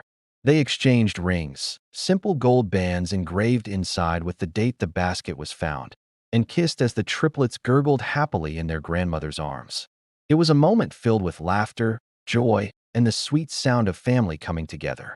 And just like that, a new chapter began, filled with hope, love, and the promise of a future that was bright and beautiful. That night, after the guests had left and the boys were sound asleep in their nursery, Emeka carried his new wife over the threshold of their master bedroom, a moment filled with promise and warmth. They made love slowly, reverently, sometimes with tears in their eyes. Tears for the roads that had brought them together, for the miracles that had woven their fates. It was a night that felt like a dream, where every touch and whisper was a celebration of love, commitment, and the future they were building together. But beneath the surface of this blissful beginning, Chioma held on to a truth that weighed heavily on her heart. She never told him the truth. Not in that first year. Not in the second. She kept the secret close, like a sacred flame, warm and bright, but risky if mishandled. Watching her sons grow under Emeka's devoted care, she knew that revealing she was their biological mother could shatter the perfect world they had built. The boys called her Mama, reaching for her with total trust, while they called Emeka Daddy, giggling and stretching their arms wide. To disrupt that, to risk confusion or pain, felt unthinkable. So, she loved them doubly, once as the mother who carried them, and once as the woman who chose to stay. It was a beautiful, bittersweet existence. Every laugh, Every moment of joy was a reminder of what she had given up, and yet, it was also a testament to the love that filled their home. Emeka, for his part, loved her more deeply with each passing year. He noticed how the boys calmed instantly in her arms, how she seemed to know without being told when one of them was coming down with a fever. She sang the same Igbo lullabies his own mother used to sing, and he could see the connection between her and their children grow stronger each day. Sometimes, he caught her staring at the triplets with a look that went beyond ordinary affection, tears glistening in her eyes. In those moments, he held her close, grateful for whatever private pain made her love his sons so fiercely. It was a bond that transcended the ordinary, rooted in something deeper and more profound. As the family grew, the dynamics shifted beautifully. 2 years after the wedding, Amaka gave birth to twins, a boy and a girl. Kamsi, as I asked of God, and Kosi, as God willed. The labor was long, but Emeka never left her side, holding her hand, praying aloud, and crying when the first cry echoed through the hospital suite. When the second twin arrived minutes later, he fell to his knees beside the bed, sobbing into Amaka's shoulder, overwhelmed by the miracle of new life. "Two more miracles," he whispered, his voice thick with emotion. "You keep giving me miracles." Chioma held her new babies, hers without question, hers without secrecy, and felt her heart expand beyond what she thought was possible. The triplets, now 3, peered curiously at their new siblings, with Obinna solemnly declaring, "My baby," as he touched Kamsi's tiny hand. It was a moment filled with innocence and wonder, a snapshot of pure love that would stay etched in her memory forever. 3 years later, another set of twins arrived. Ifeanyi, Love, and Ifeanyi. Nothing is impossible with God. The mansion rang with even more laughter, more chaos, more life. 7 children in total, 3 boys who came in a basket, 4 more who arrived the usual way, all raised as full siblings, all cherished equally. The house that once echoed with loneliness now overflowed with noise and love. Mornings were a joyful whirlwind. Emeka would be in the kitchen, trying to flip pancakes while toddlers climbed his legs, giggling and squealing. Amaka would be nursing the youngest twins while directing the older ones to brush their teeth, her voice a melody of patience and love. School runs involved a custom van with 7 car seats, a feat that often turned into a hilarious adventure. Evenings were filled with family devotions in the chapel, where 7 little voices joined their parents in prayer and song, creating a symphony of innocence and hope. Weekends meant trips to the village to see grandparents, beach days at Tarkwa Bay, and Christmas parties where the kids performed dances they had practiced for weeks. The joy was palpable, and the love that filled their home was a living, breathing entity. Emeka's wealth kept growing, but he redirected it with new purpose. He built a foundation in honor of the triplets, scholarships for abandoned children, support for single mothers, fertility grants for couples struggling as he once had. He and Amaka opened a home for pregnant women in crisis, offering medical care, counseling, and options, never judgment. Chioma worked there anonymously at first, then openly, helping young women make tough choices with dignity and love. It was a way for her to give back, to help others find their own paths in the midst of chaos. The boys grew up strong and kind, each with their own unique personality. Obinna, the leader, serious like his father, but with a gentle heart.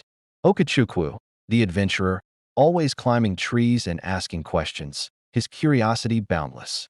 Alisa, the quiet dreamer, who drew beautiful pictures and loved books, often lost in his own world of imagination. The younger twins brought new energy to the family. Kamsi's calm wisdom, Kosi's fierce determination, Ifeanyi's infectious laughter, and Ifeanyi's endless curiosity. They called Emeka Daddy and Amaka Mama, without distinction, a beautiful testament to the love that bound them all together.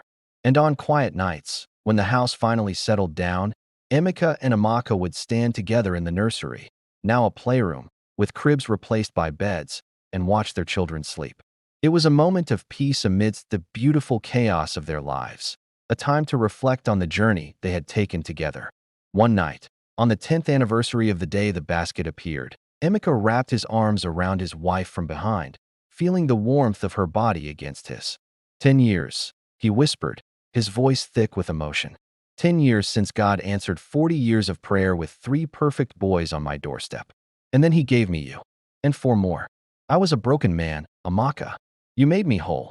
Chioma leaned back against him, tears silently falling. She almost told him then. The words rose in her throat. I was the one who left them. They are mine too, ours from the beginning.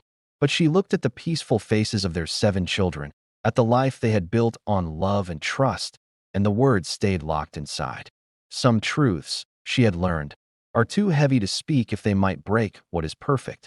Instead, she turned in his arms and kissed him softly. You were never broken, she whispered. You were waiting, and God used me to bring you what your heart needed most. Emeka held her tighter, tears streaming down his cheeks. I don't know what I did to deserve this, he said, but I will spend the rest of my life thanking him and thanking you. Outside, Lagos sparkled below them.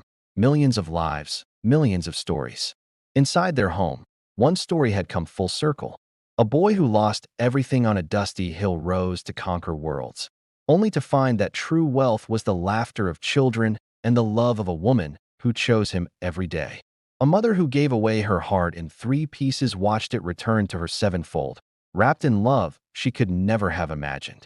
And 7 children, 3 who arrived as miracles in a basket, for who came later, grew up knowing only one truth. They were wanted. They were cherished. They were home. In the end, no one needed to know the full secret. Love had already told the whole story, and they lived, not just happily, but completely, forever after. Thanks for watching. If you enjoyed this story, please like, share it with your friends, and subscribe for more amazing tales. Your support means the world, and I can't wait to share more incredible stories with you all.